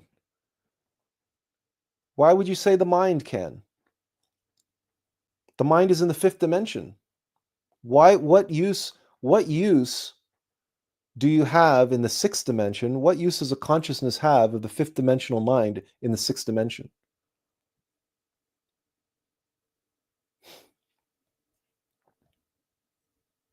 You can say because it's not even part of the monad. It's part of your makeup. of the physical vessel. You need it, and your being needs it to be here now in the physical meat suit that you call yourself. And you say, because of possibility. What possibility? Let me ask you this. When great masters reincarnate, and they reincarnate, they take on a new body, a new personality, a new culture, a new race. They can take on a new sex. Sometimes they can reincarnate as a male. Sometimes they can reincarnate as a female. Do they come with the same mind?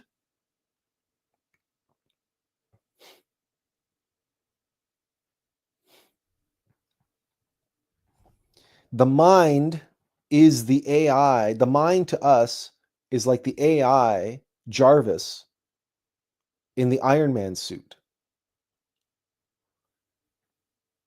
Now, the Iron Man suit has this AI called Jarvis, and it's required to do all the functions of the suit.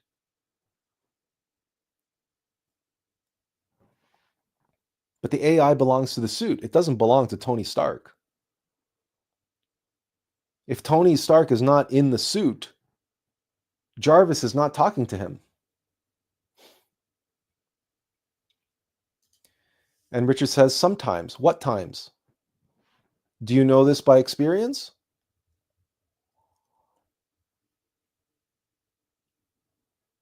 What would be the point of that?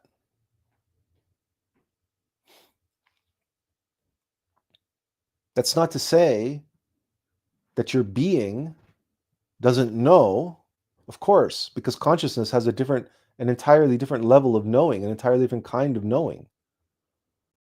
But that's knowing, that's not thinking. That's not machinations in the mind. That's conscious presence and experiential knowing in the sixth dimension, which is where the monad exists. And people talk about 5D this and 5D that. They don't understand that there's a solar fifth dimension and a lunar fifth dimension. But that's not heaven. That's still very much part of the game world. It's part of the virtual world. It's not real. It's more real than the physical world, perhaps. We could say that.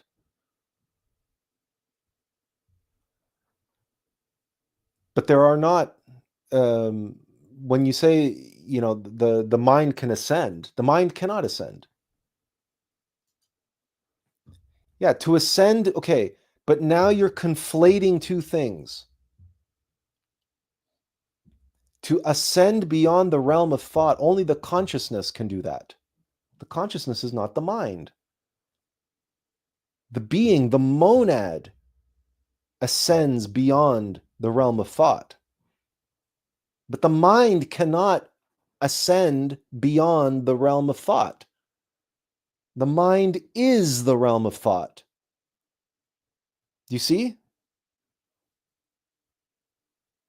You're caught in a paradox. I know what you're trying to say, but you're caught in the same trap that everybody gets caught up in, that the person that you are now, that you think yourself to be now, Richard, and this mind that you possess, can continue on and ascend to the higher levels. When no, Richard is a character in a video game, and it has a mind associated with that character in that video game. Yeah, awareness of the mind is beyond thought. That's consciousness. But the mind that you are aware of is in the fifth dimension and can't go past, because its nature is in the same way that the physical body is in the third dimension, the mind is in the fifth. Awareness of the mind is not the mind being aware of itself. It's the consciousness in the sixth dimension being aware of the mind in the fifth. The mind cannot ascend, period. Mario cannot leave the Nintendo cartridge. It's just a fact. There's no point in arguing it. And if you haven't, this is why discernment is so important. And this is why the experience of your higher self and knowing yourself is so important. Because this is how your Pharisee gets a hold of you, by convincing you that you are the one who can ascend. And that, well, if that's the case and you walking around, then I'm a god already, which is not true. And it's never going to be true. You're never going to be a god. Not you, the physical vessel, and not me, the physical vessel. My higher self, that's a different story. My higher self who's speaking through me, my higher self who's here and present within me and speaking through me. These words aren't coming from me, they're coming through me.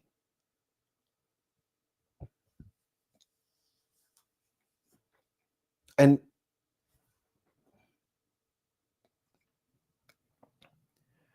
until such time as we awaken to that fact and we become cognizant and conscious of that fact, then of course our I, our inner Pharisee, is going to want to take ownership and say, no, it's all me, it's all me.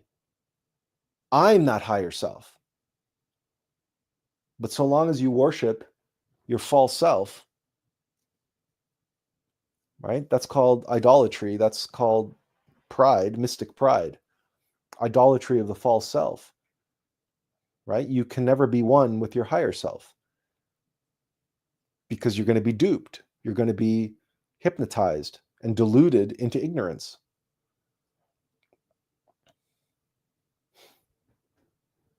And you will remain possessed.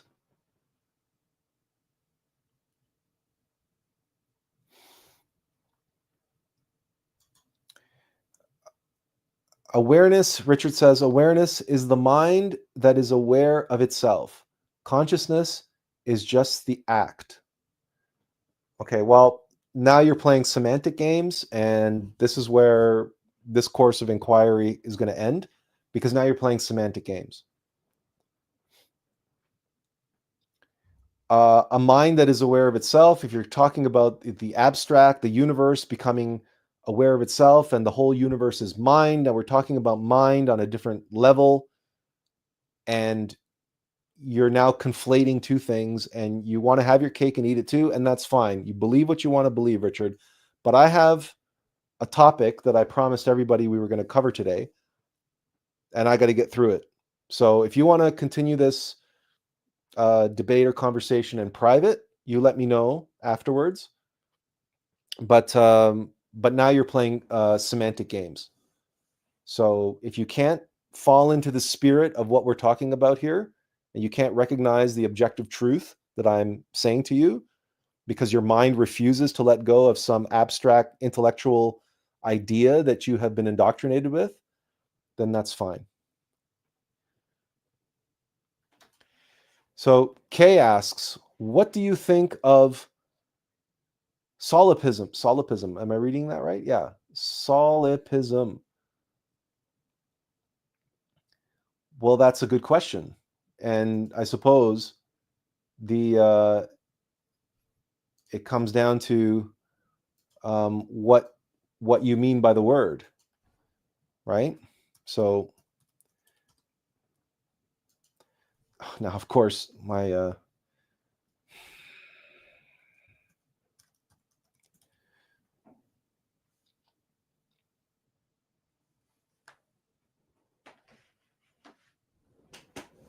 so I looked it up just to be clear. What do you mean by it?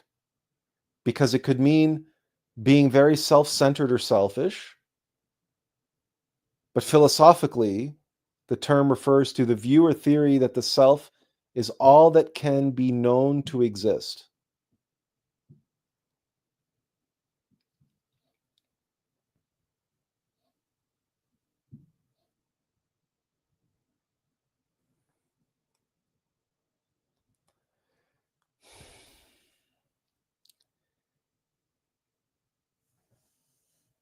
when you look at that question philosophically, right? Even if you look at Hinduism, the Vedas, and Buddhism, and they will use the term all is mind.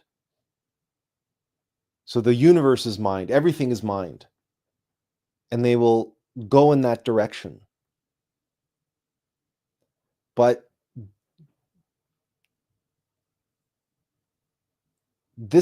it gets very dicey because the mind that you and I possess and that we function with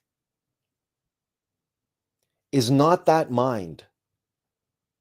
It isn't. Because if it were, then you should know what God thinks. But you don't.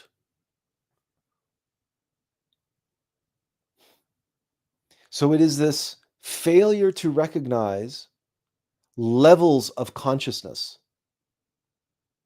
and that the mind that we experience is a mind that we can observe. And when you observe all the nonsense that goes through your mind, you know that it's mostly hallucination and delusion.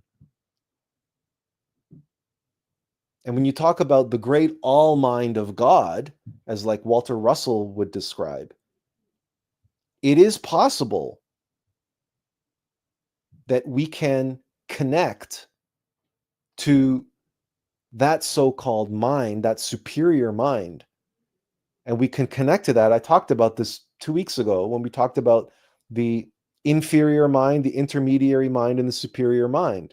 But then we still have the being, and then we still have the consciousness in the being, and then we have the being of beings, which is the Christ. And then we have the logos and the absolute. So there are levels and levels and levels and levels to this. I find it very problematic that people want to reduce everything and oversimplify, and especially the intellectuals want to do this in order for them to be able to say, well, everything is mind. So I can only be sure of what I'm thinking. Like Descartes said, I think, therefore I am. Ergo, that's where it all ends. But that's not where it all ends. And it's when you experience the higher levels that you know that there is something beyond that, and that what we experience now with our fifth dimensional mind is incomparable. But in absence of experiential knowledge of that, the mind itself will conceptualize and come up with all kinds of nonsense to convince us of this is this and that is that, and that's the way it's going to be. But that's always the case, isn't it? Look at materialist scientists. They can't even appreciate or grasp or accept the fourth and fifth dimensions. They are absolutely convinced that mind, and not just mind, but consciousness, is an emergent quality of the physical brain. And they are absolutely convinced that the sum of all reality is this physical dimension and corporeal reality. So now you can look at them and look down on them and say, oh, look at those fools. Don't they know about the fifth dimension? Don't they know that all is mind? Now, how is it, do you think, that your being who is in the sixth dimension looks down upon you with those thoughts and those beliefs? What do you think that the masters of the White Lodge and the gods and the supreme beings,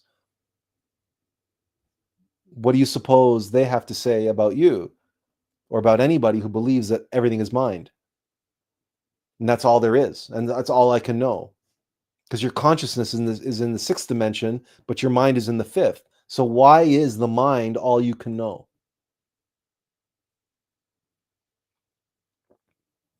This is, you see, these are traps. These are, and actually they're intellectual traps. They're beliefs. And that they are glass ceilings that keep us trapped at whatever level that we are at. whether that's a materialist level or just, intellectual philosophical level. And these traps exist all the way up to the absolute. And that's why the truly wise men say, the one thing that I know is that I know nothing. That's the safest position to take. Is that whatever it is I think I know is just the tip of the iceberg. And what I don't know is vastly greater than what I do know. Benjamin says, in the scripture, it says that the human mind is a trickster. And he says, the heart is deceitful above all things and desperately wicked. Who can know it? And I'm just going to follow up here. Benjamin says, that word heart, Leb, is often encompasses both heart and mind, the seat of thought and moral judgment. Yeah, it's in Buddhism, they call it the heart mind, in fact. And what basically the scripture is, the spirit of that scripture is basically saying that your emotions, your mind and your heart mind, your ego heart mind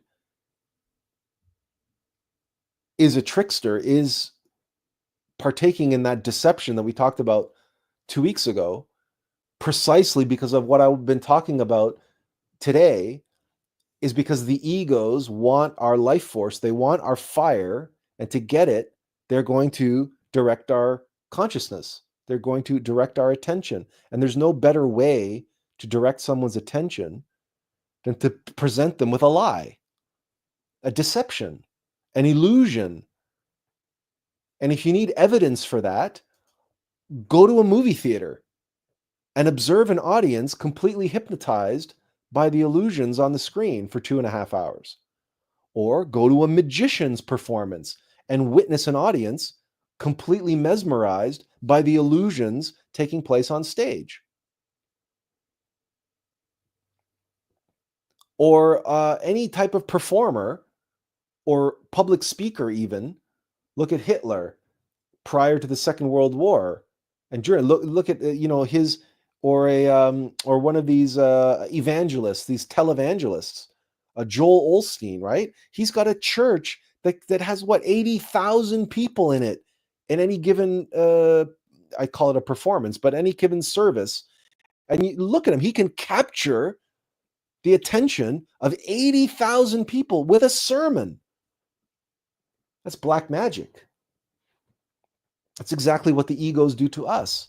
So, and how do they do it? They do it through all of the vehicles of our 3 brains and our 5 centers: intellectual, emotional, and motor instinctive sexual. They capture our attention through thoughts, feelings, and sensations. And they get us to focus on them and focus our attention and act on the objects of our focus in order so that they can get our fire. And it's all a deception because it's all an illusion. What the Hindus called Maya, the 3-dimensional reality, corporeal reality, matter itself doesn't exist. It's an illusion.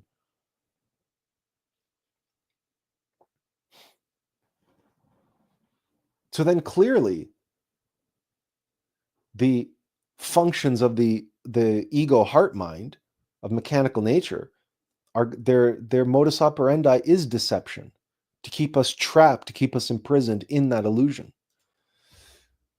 Richard says, Benjamin, that was said, but the mind is the temple of thought that is limitless. But when you become self-aware, then you will have the ability to oversee your mind, hence higher consciousness.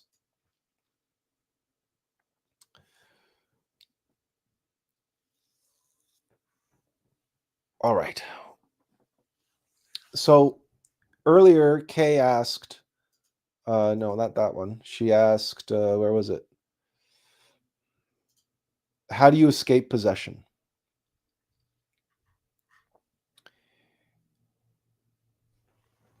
We have to work with the fire in the right way. We have to work with the fire in a conscious way, and we have to direct the fire using our focused conscious attention, but in the right way. So if we are possessed by fear or anger or lust or greed or pride, we want to observe ourselves always in the moment, our 3 brains and our 5 centers, right? Intellectual center, emotional center, and motor instinctive sexual center. Simply put, mind, heart, and body. And we observe ourselves under the influence of various egos as they attempt to hypnotize us, make us ignorant, and siphon our energy. And we use the techniques that I talked about 2 weeks ago and 3 weeks ago, the transformation of impressions and the transmutation of deception, the recognition, the observation, the comprehension of the underlying egos responsible for the thoughts, emotions, and sensations that we are experiencing in the moment, and the mechanical reactions that they are triggering. And we want to observe and witness all of that. Why? Because we are accumulating experiential knowledge. It's what we seek.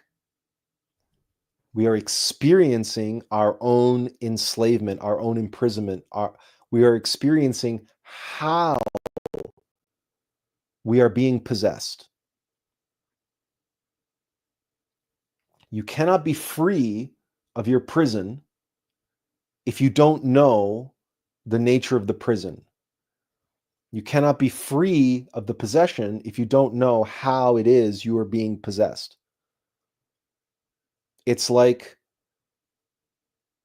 figuring out the puzzle box that you're trapped in. A while back, I did a live stream talking about the perfect allegory for life. And I used the film The Shawshank Redemption, and I related it to the modern pastime of escape rooms, where you go with your friends into this, you're locked in a room, and there's all sorts of clues and puzzles that you have to figure out in order to escape the room, hence escape room. But if you watch The Shawshank Redemption, that's why it's such a beloved movie, because it's all about one man escaping this prison and surviving, basically hell, but then escaping from hell. So observing and experiencing and becoming conscious of how we are possessed. When we comprehend that, when we can see it, when we know how it's taking place, and we have a flash of insight that comes to us most often in meditation as we are meditating on our egos, and we comprehend how a particular ego is possessing us and getting to us, now we essentially learn what the ego is trying to teach us. This is a nuanced concept. But an ego as an expression of our karma is a creation of our own making. We created that ego through our past defects, our past mistakes, I should say. Our defects and vices are remnants of our past mistakes. We created them. And since we created them, they need to serve a purpose, and that purpose ultimately has to be for our benefit. So through our past mistakes, we created karma, and the manifestation of that karma is an ego that possesses us and causes us suffering in order to what? What I said earlier, right? Pain is there to draw our attention to it. to seek medical attention. So suffering caused metaphysically, psychological suffering, is there to draw our attention to it in order to seek psychological attention, conscious attention. And if we can figure out how we are being possessed by it, then we can learn our lesson, and then we can be free of that ego by its incineration in the fire. The fire that we have, the fire of our passion, is our life force. It is, in no uncertain terms, it is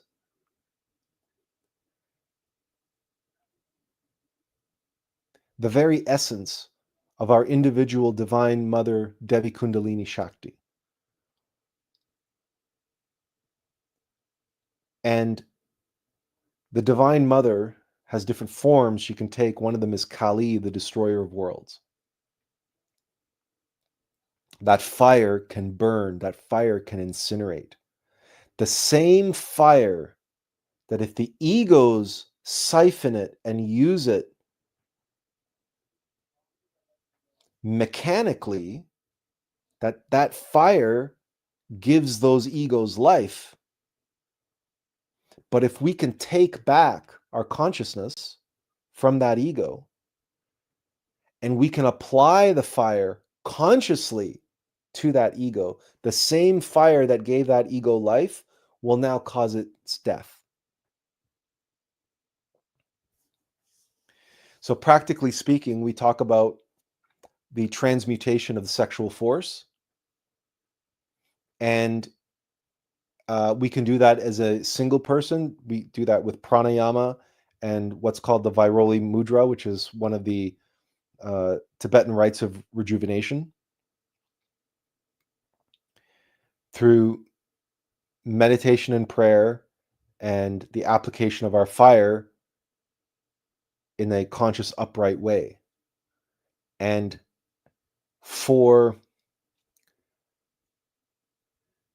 much more powerful egos, it is advantageous to work with a spouse in what's referred to as White Tantra or sexual alchemy.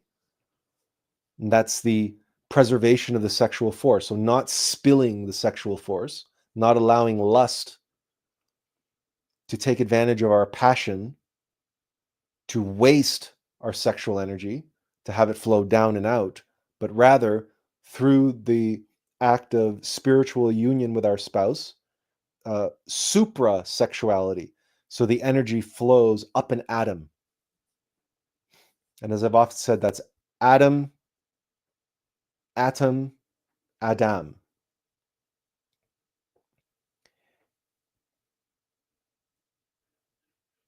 And so in that way, the fire incinerates what we know no longer serves us because it has taught us all it can.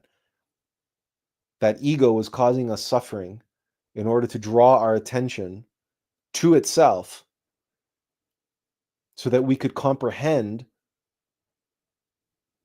how it possesses us and we can learn our lesson that it's trying to teach us. And once we've learned our lesson, we can be rid of it. But the fire is required to dissolve that ego. And the fires of our passion, the fires of our sexual passion, must be transmuted.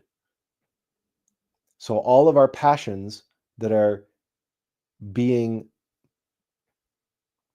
possessed and under the control of our mechanical egos and the false self must be transmuted and given back to our higher self. And in this process, this is the process where the fire forges the human soul. Richard earlier talked about when I was referring to the fire, and he said, "Oh, you're talking about the soul." Well, yes and no, because the human soul, the solar bodies, must be created. They must be forged. They must be crystallized. And they are done so with the fire. But if the fire is currently being stolen and used and wasted by our egos, by our mechanical false self, well, we don't have the fuel, we don't have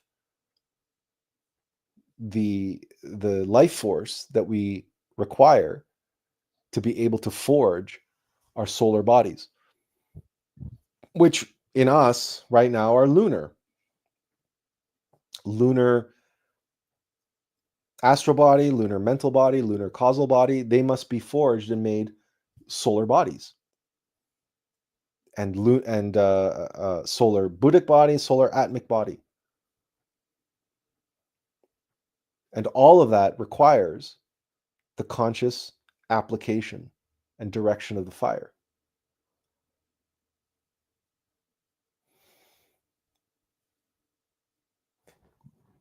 Quickly, before I go too far here, Benjamin says, I'm not an expert on this matter, but I appreciate your reflection. While the mind is indeed profound, Krishnamurti emphasized that thought, being rooted in memory and past experience, is inherently limited. It is through self-awareness, not thought itself, that we may come upon something beyond its limitations, what he called insight or higher consciousness.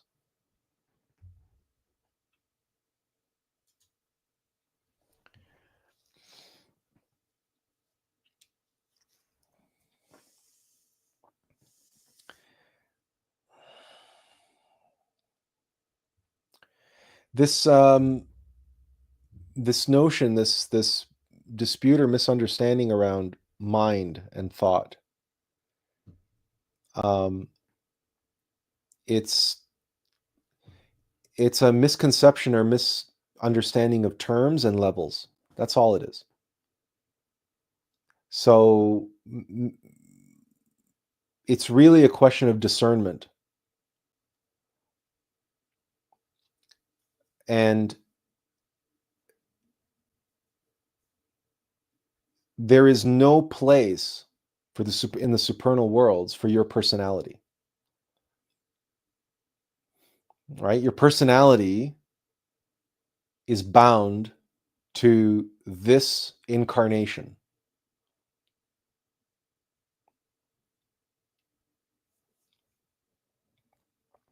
So, I mean, just begin there. Your physical body stays here, your personality stays here, and your mind is mostly in service of this incarnation. And what you think you know is a fraction of the truth.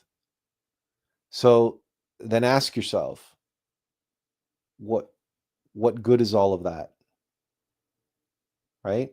What you need and what you're here for is self-evident experiential knowledge, also known as gnosis.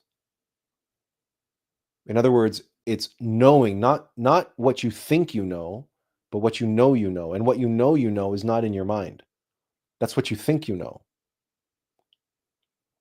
And it's all about discernment. It's all about experience. So let me ask you, like, when you know you're in love, is that in your mind?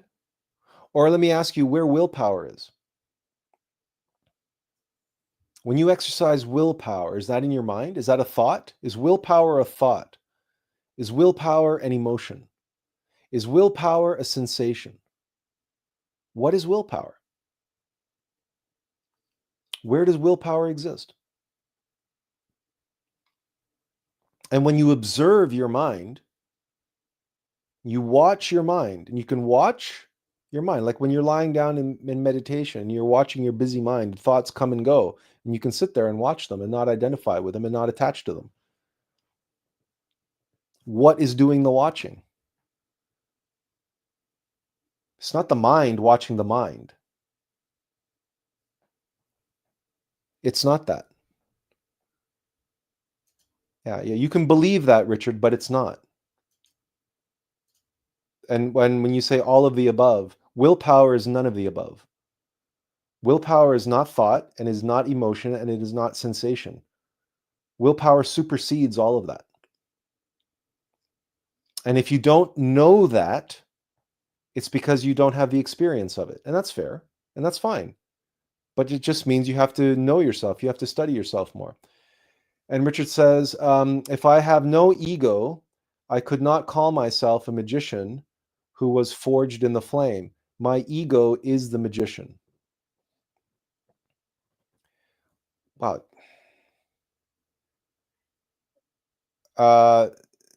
If I have no ego, I could not call myself a magician. Well, that's true. Who was forged in the flame. I don't know what you mean by that. And you say, my ego is the magician. Well, that's false. Your ego is the Pharisee who's pretending to be the magician. Unless you're a black magician, right? In which case, that's correct. Your ego is the black magician. And that's objective fact. That's just truth, like to be or not to be, like 1 or 0. Like that's,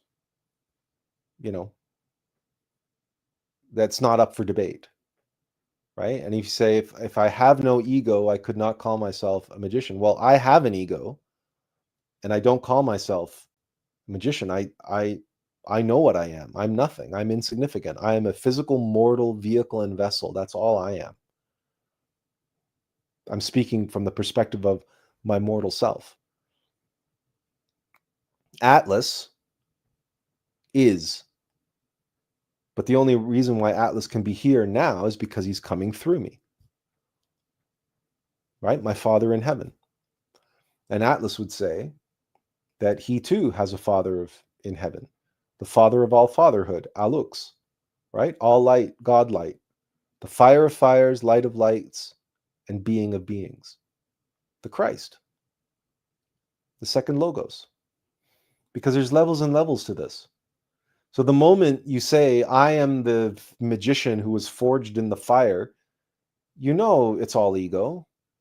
And if you do magic, and if you do magic from the perspective of your ego, then it's 9 times out of 10, it's black magic. Because if it's not magic being done in accordance with the will of your being,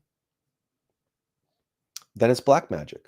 If you do not complete all of your magic with the phrase, let all this be done in accordance with the law, then it's black magic. Because what you are doing is going against the law of karma. You're going against Anubis and the lords of karma, and you're violating the great law of karma. If you do not complete all of your magic spells with the phrase, may all this be done in accordance with the law. Yeah, exactly. Then it's black magic. Well, then there's no surprise then that there's such a misunderstanding when it comes to mind and ascension and all these things, right? Because black magic is the greatest grift that anyone ever came up with, right? It's the biggest con game and the greatest temptation and seduction that was ever devised. It is the ultimate temptation and seduction, in fact, because it's what seduces the consciousness into becoming first a black magician and then a bona fide demon, and then be trapped in the supernal world, the infernal worlds forever.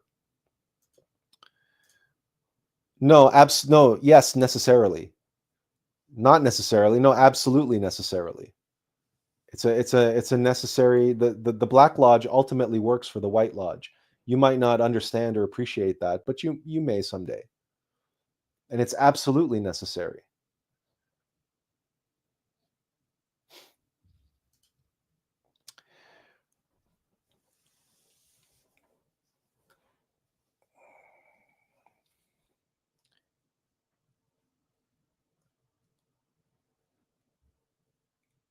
The fire will flow. The sexual energy will want to flow. The passion, our passion, like any river, like any body of water, if it's remains stagnant, it becomes a fetid pool. it becomes it starts to putrefy and die. So the ego, knowing this, will come up with all sorts of entertainments and pastimes and hobbies and things to distract us and apply our passions to. And of course, all of those will result in our energy, our vital life force being drained in the process. So the amount of energy that we expend on these frivolous pursuits, or self-aggrandizing ourselves in the case of pride, or shaming ourselves, and self-loathing and self-destructive pastimes such as indulging addictions, addictive behaviors, which are all addiction is self-loathing. But as I've said many times, shame is the flip side of pride, and self-loathing is just the other side of the coin of too much self-love. So whether it's narcissistic self-love and self-aggrandizement, or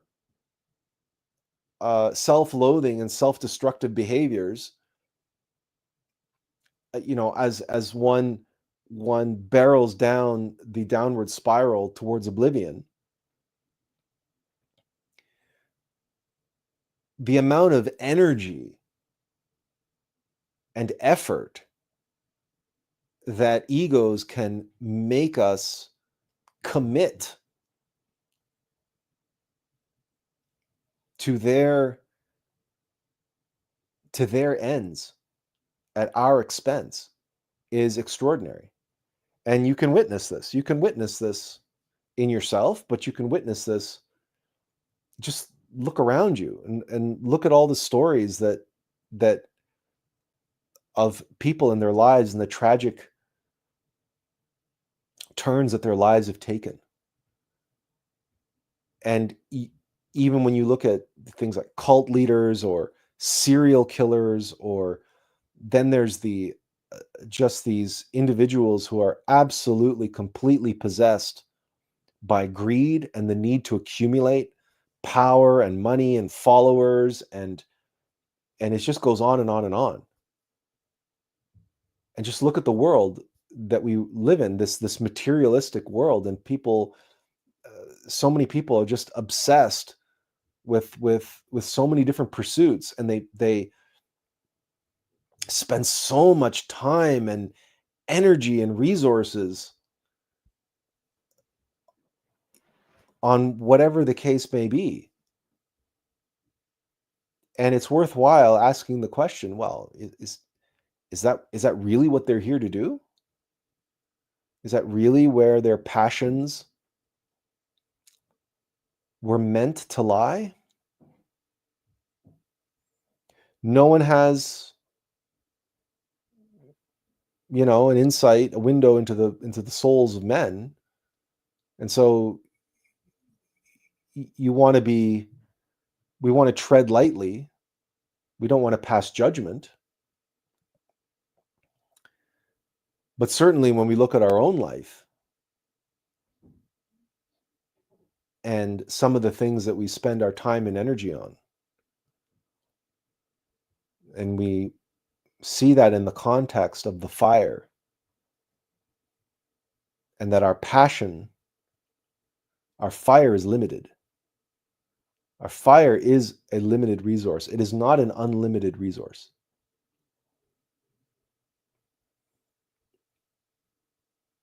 We know this because we die. We eventually run out of fire. The life force eventually leaves us. We run out and we die. It's called old age.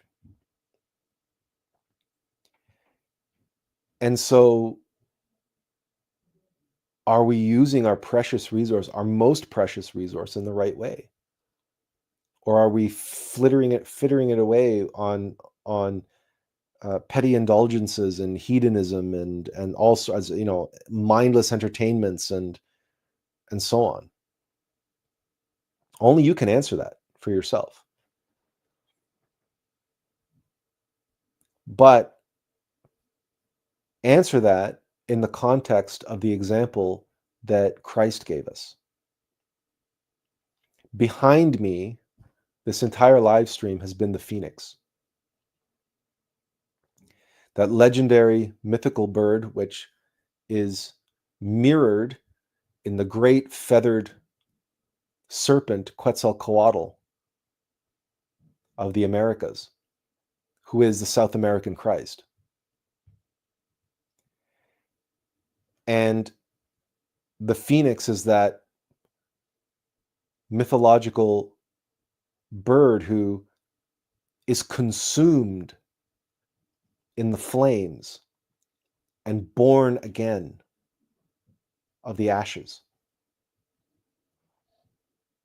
Consumed and born in the fire. That's the phoenix. But that symbol is also a symbol of the Christ and is mirrored very closely in the dove of the Holy Spirit and the Pentecostal fires.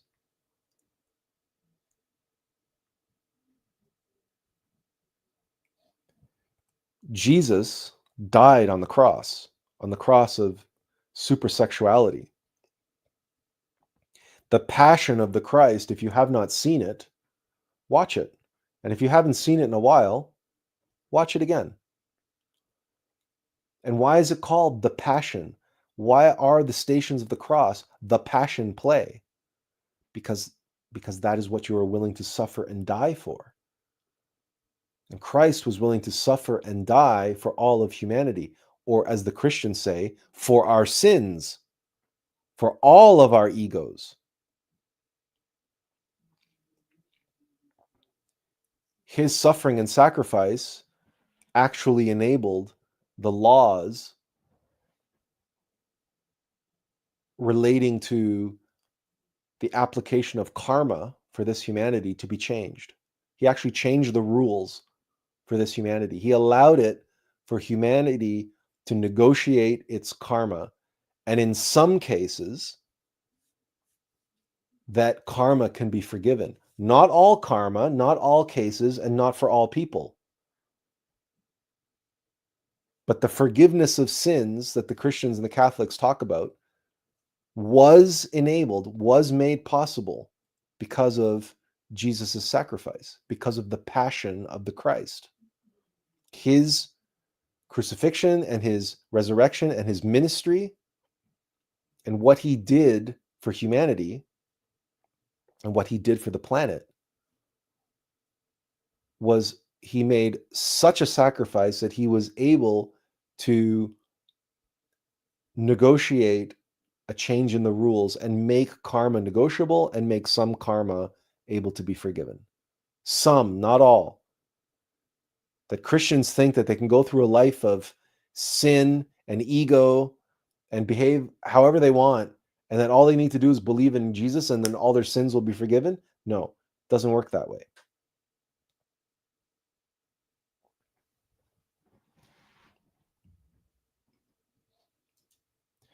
Young Shang says, "Hi Atlas, is your Kundalini up or awake?"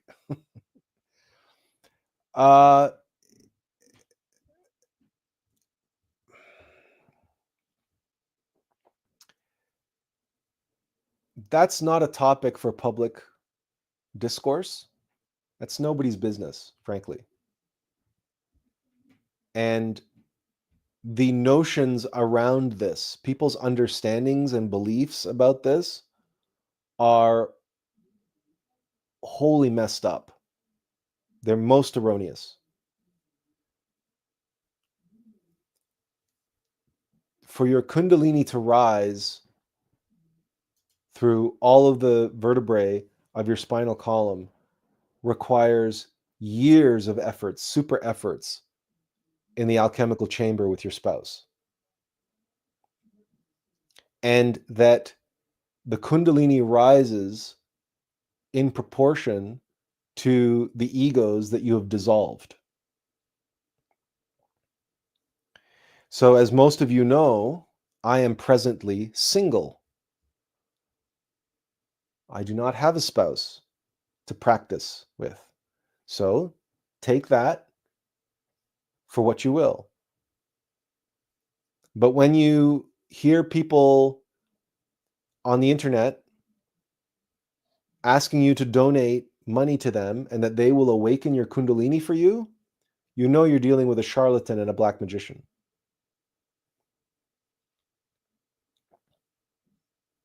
Because the Kundalini is not a mechanical phenomenon,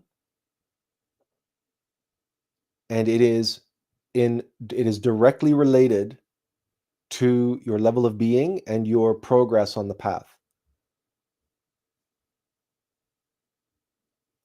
And it is not, again, it's not something to be discussed openly about what, where am I at, what, this, that, or the other thing. But more importantly, look, someone who says that they are going to awaken your Kundalini for you for money, I said they are either a charlatan or a black magician, or both. Because nobody can awaken your Kundalini for you. That's a myth. That's false. That's outright wrong. And most people who think that they are awakening their Kundalini and rising their Kundalini and they're using breath practices and this and that and the other thing, they're working with prana is what they're working with.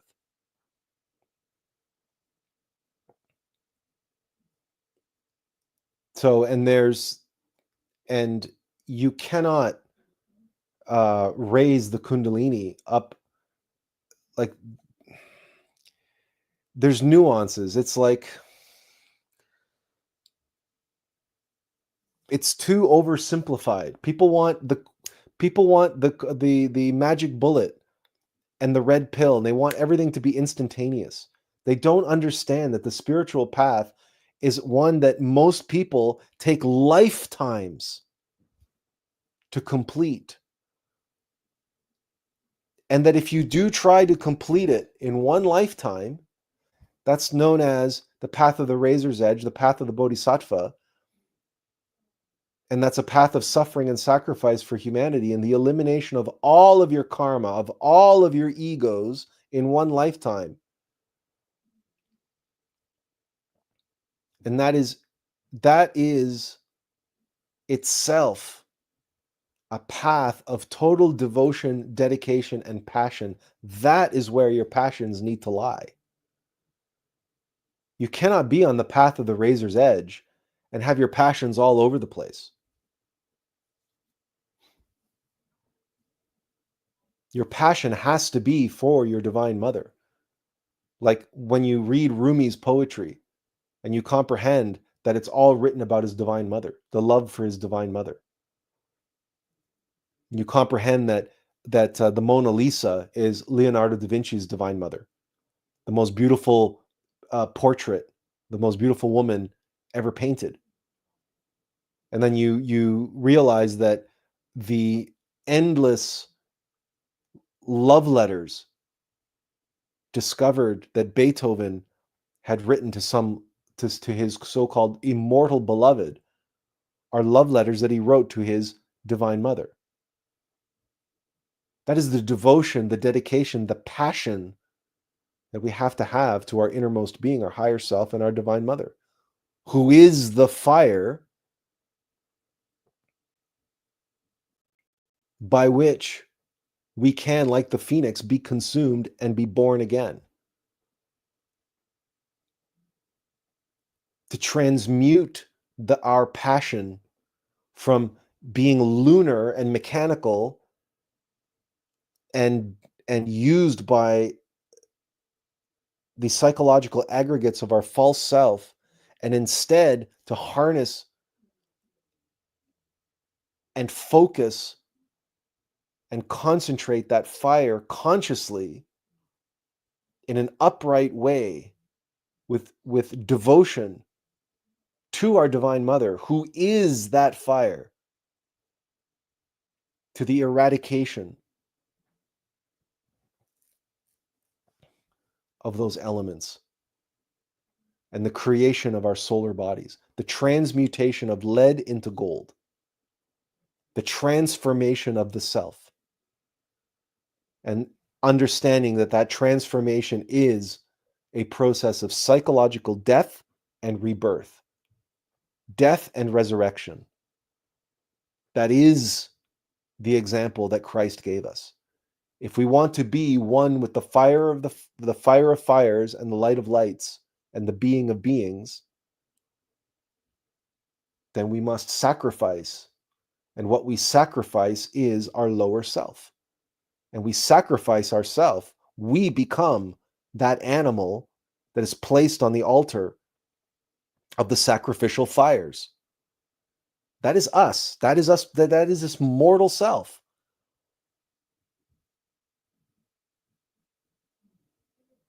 Birth, death, and sacrifice. That is transformation. And it burns. It's going to burn. All your desires and all your attachments and all your identifications will burn. But guess what? If you don't do this work consciously, if you don't do it freely, of your own free will, well, there's a place where monads go once they've used up all their lifetimes in the human kingdom. And mechanical nature will use fire to cleanse your monad of all of its karma. But that process is very lengthy and it burns in a much different way. But it burns. And would you rather go through the process consciously and succeed and be triumphant? Or would you rather give yourself completely to mechanical nature and allow your soul to burn for centuries, millennia, in fire and brimstone, just so that at the end of it all, you can get another shot, another kick at the can, and be reinserted, have your monad reinserted into the mineral kingdom, and start your journey of 1,000 lifetimes all over again from the beginning, through the mineral, plant, animal, and then finally human kingdom. Because that's how far you've come. Perhaps you don't know that. Perhaps you don't realize that. Because you were born in fire. All of us were. All monads are born in the mineral kingdom. And all stones, all minerals are born in the crucible of magma and lava, born of volcanoes. That's where minerals are born. They come up from the mantle and the magma from the earth. All that heat and pressure,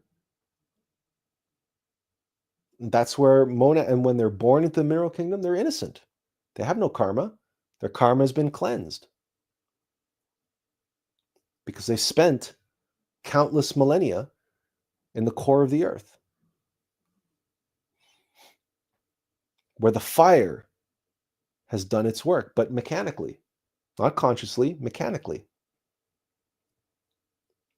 So you either suffer and sacrifice and face the fire now consciously in one lifetime, in this lifetime, or you'll face it again, but you'll face it mechanically and you'll face it for a lot longer. But this is the game. This is the way it's been set up. This is the way things work. So you can reclaim your passion, transmute your passions into something productive, into something beneficial for others. And in the name of your Father in heaven, in the name of the Christ, in the name of selflessness,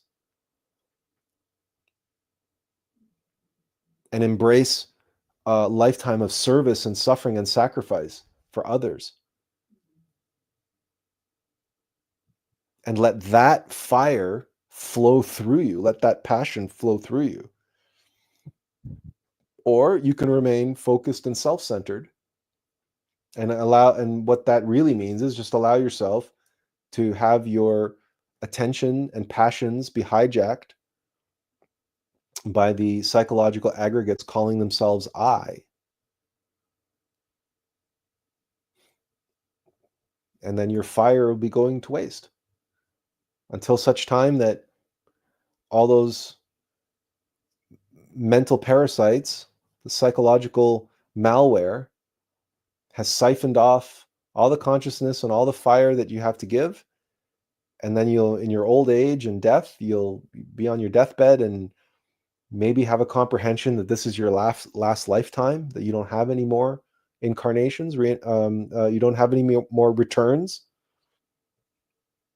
And so then you have no choice. Your monad will fall into devolution. And then you will be subject to the fire again, only this time it will be mechanically.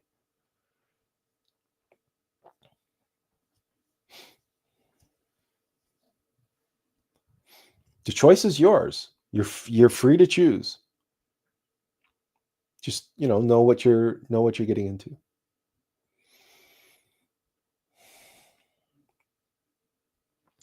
We're coming up on the 3-hour mark, so I figure I took a lot of questions today already, but if you have any more questions or comments, you might as well type them now, because is it just me, or has there been like flickering? Have you guys noticed like some weird? Yeah, there it goes again. Okay, so occasionally it's like the camera, it's like it's adjusting its aperture or brightness setting, but it's not a very good camera, so it's like, I don't know, there should be some kind of setting or something for me to be able to adjust that. But the problem is that the new computer, when I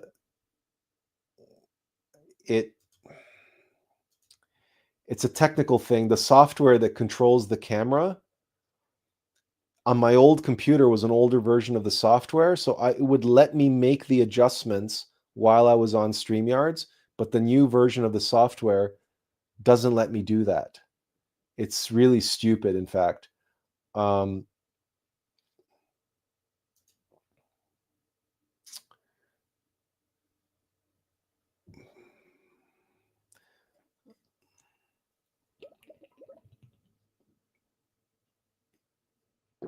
Is that? No. Yeah, that's it.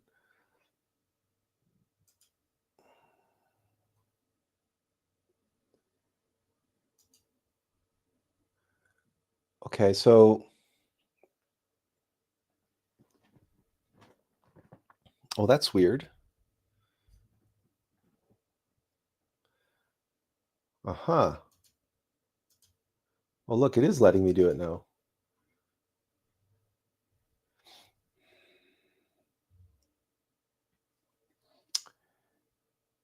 If I took... Okay, see, if I take auto exposure off, now I can adjust it manual. Oh, you know what? So this is something I'm going to have to play around with. Take this off too.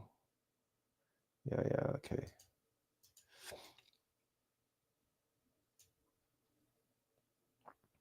There's something over here. Yeah, there's something over there. It's a shadow or something that's... Okay.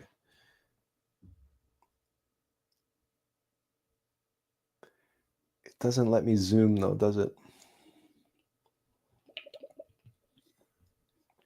Anyway, the point is that if I use the software, then it changes it. If I go back, if I turn this off, does it correct? No. Okay, it doesn't matter. Anyway, Richard says you're coming in clean and clear over here. Did I fix that? I think I fixed the aperture problem. Okay. Kay says, where can I learn more about the monad and the process of purification that you described? That's a good question. I can direct you, okay, to, let's see.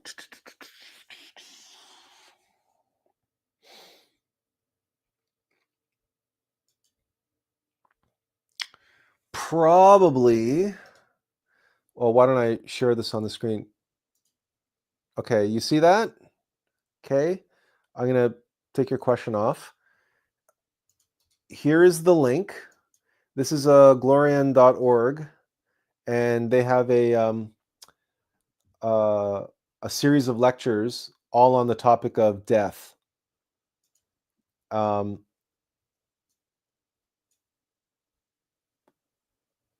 This is a good place to begin, not least if you just consider this quotation for just a moment, right? We can learn very little from the phenomenon of birth, but from death we can learn everything. So, starting with that, here is the link, okay?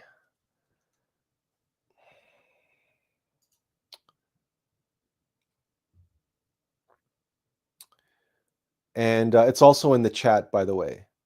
So you can just grab it from there. Now, there is also, if you want to look into books, there's a book called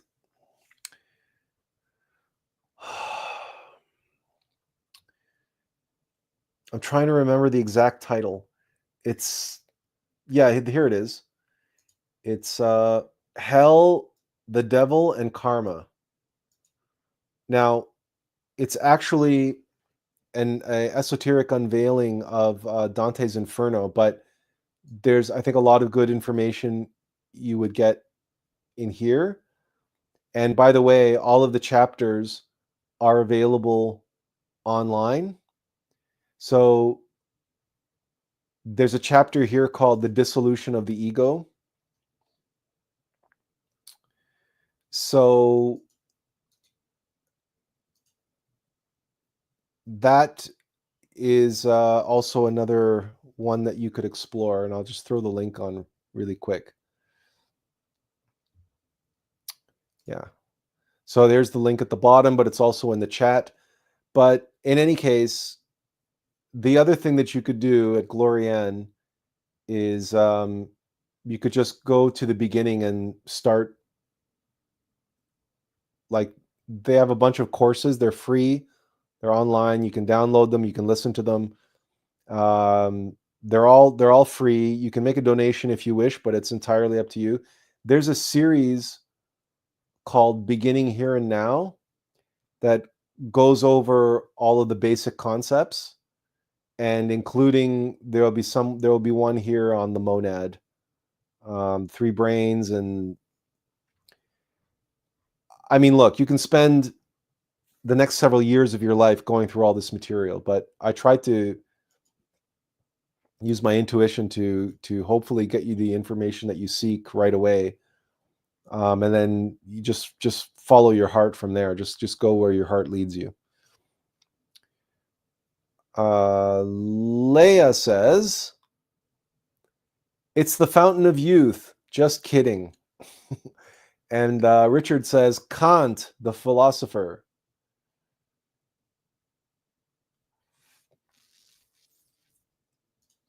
And he also said Euler's philosophy too.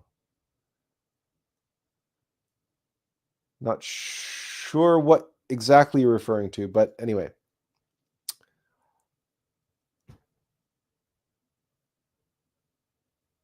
Anyone else with any comments or questions? We just passed the 3-hour mark right now. So I'll give you a few seconds. I want to thank you for spending the time today. Oh, yeah, the monad. Yeah, no, the monad doesn't belong to any philosopher, right? Philosophers can refer to it, but they did not invent it. It's not their creation. It's not their concept, right? The monad is the truth, right? It's the fact. It supersedes what anybody has said about it. or any one person who wrote about it. Leah says, thank you, Atlas. Blessings, everyone. Thank you, Leah, for being here. Thank you, everyone, for being here. I hope to see you again next week. I apologize again for last week and for any technical difficulties that we might have gotten into today. Hopefully, I'll have more of this technical stuff sorted out as I get this new computer configured. But it's unbelievable. It's so frustrating. In fact, when older versions of software are better than the so-called new and improved, upgraded versions of those software, right? Isn't it all the same? They can't leave well enough alone. And for the record, Windows 11 it's driving me nuts. I had to upgrade to it, but it's not an upgrade. So hold on to your Windows 10 as long as you can. Tiffany says, all good here. Intriguing discussion today. Thank you. Have a fabulous week, everyone. Thank you, Tiffany. It was nice to see you again. And Kay says, I'm very grateful for you sharing your knowledge. I feel inspired and blessed to have found you. Oh, well, that's very nice of you to say, Kay. That warms my heart. Look, I'm here for you, right? I only do this for, my channels aren't monetized. I don't ask for donations. I'm not in this for the money. I live under the poverty line. I've been there for years. I'm on the path of the Bodhisattva, right? So, but it warms my heart. If you get some value and inspiration from being here, I know that today was a contentious, more contentious than usual. You saw me and Richard get into it on a few topics, and that's fine. That's going to happen especially when new individuals, new people come with their different perspectives and their different viewpoints and their different belief systems and so on and so forth. That said, I try to be as respectful as I can be. But if you found today valuable, hopefully you'll be back, and hopefully you will find something of value that I've shared, like on Glorian and etc. But usually, if something that you've experienced here has resonated with you, hold on to that, right? Hold on to that. Like tune into that. Why is it resonating with you? And the thing that's resonating with you is who you are, right? I'm just a messenger, right? I'm just a signpost, and the direction that I'm pointing you in is yourself, right? Your true guru, your true teacher is inside of you. And the fire, the passion that's inside of you comes from that teacher, right? That is your teacher, your divine mother. She is that fire, right? So if you're inspired to go within and make that connection with her, then I've done my job. And it warms my heart to hear those words from you. So thank you. Richard says, join our Facebook group. And Yang Sheng says, well, I wish you find a spouse.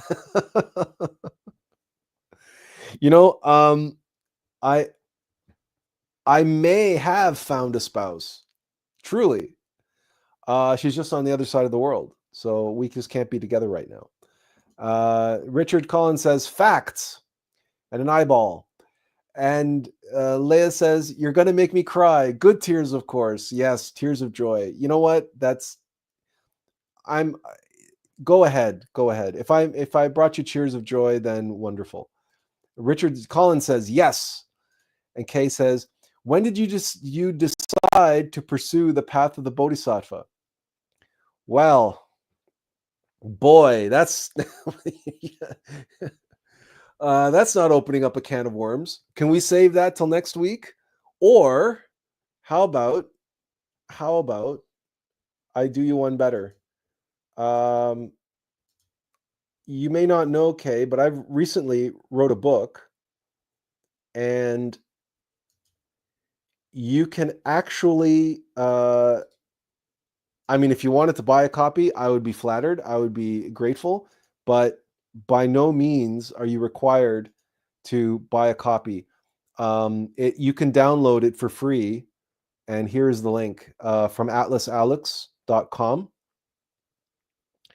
And if I share my screen here with you, you'll see that part 1 is a seeker's journey through hell. So part 1 of my book, part 2 is a seeker's revelations from hell, and part 3 is a seeker's guide to escaping hell. So actually, part 3 of this book is gonna tackle the question that you had about the monad and so on and so forth. That actually gets covered in part 3 of my book. It's just not in my nature to toot my own horn and say, "Oh, you got a question here? Buy my book." That's not in my nature to do so. You don't have to buy the book. You come down here and you say, right here, it's download. You can download the PDF, right? You can get it on paperback, hardcover, ebook, audiobook, and free download. So, but there's part 1, a seeker's journey through hell, and that tells my story. And in the short answer to your question is, I don't think it would be fair to say that I decided to pursue the path. You know, if you do download the book and read it, and read part 1, read the introduction and then read part 1, you'll see that it's something that I began at a very young age. At a very young age. I didn't know that's what I was doing, but I've been at this for more than 50 years now. So,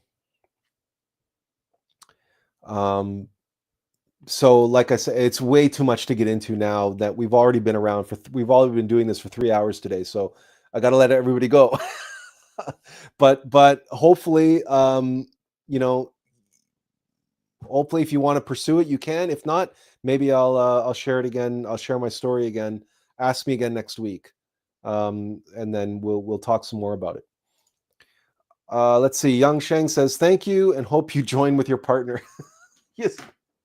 You know what? That's very kind. That's very kind. God willing, right? If it's in accordance with the law, so be it, right? Patience is a virtue. Patience is a virtue. Anyone else have any other comments or questions or queries before we call it a day? Richard says, take care, Alex. That's my brother's name, actually. Take care. I'm assuming he meant Atlas. Take care, Atlas. Ad Astra. Take care, Richard. Thank you for being here. Kay says, see you next week then, friend. Blessings. Thank you, Kay. And yeah, we'll look forward to seeing you next week. All right, everyone. Thank you all for being here. And I look forward to seeing you all next week. And we'll see whether or not we're going to continue this series, or if we're going to leap into a new topic. As you know, I don't pick the topics ahead of time. I don't prepare the talks ahead of time. I allow them to come to me. So let's just see how it rolls. And next Sunday is, who knows where it's going to, who knows where we will end up. But I guarantee that if it comes from Alux through Atlas, then it will be for your benefit. So take care all. Thank you for being here and have a wonderful week. And as always, inferential peace. Take care, everyone.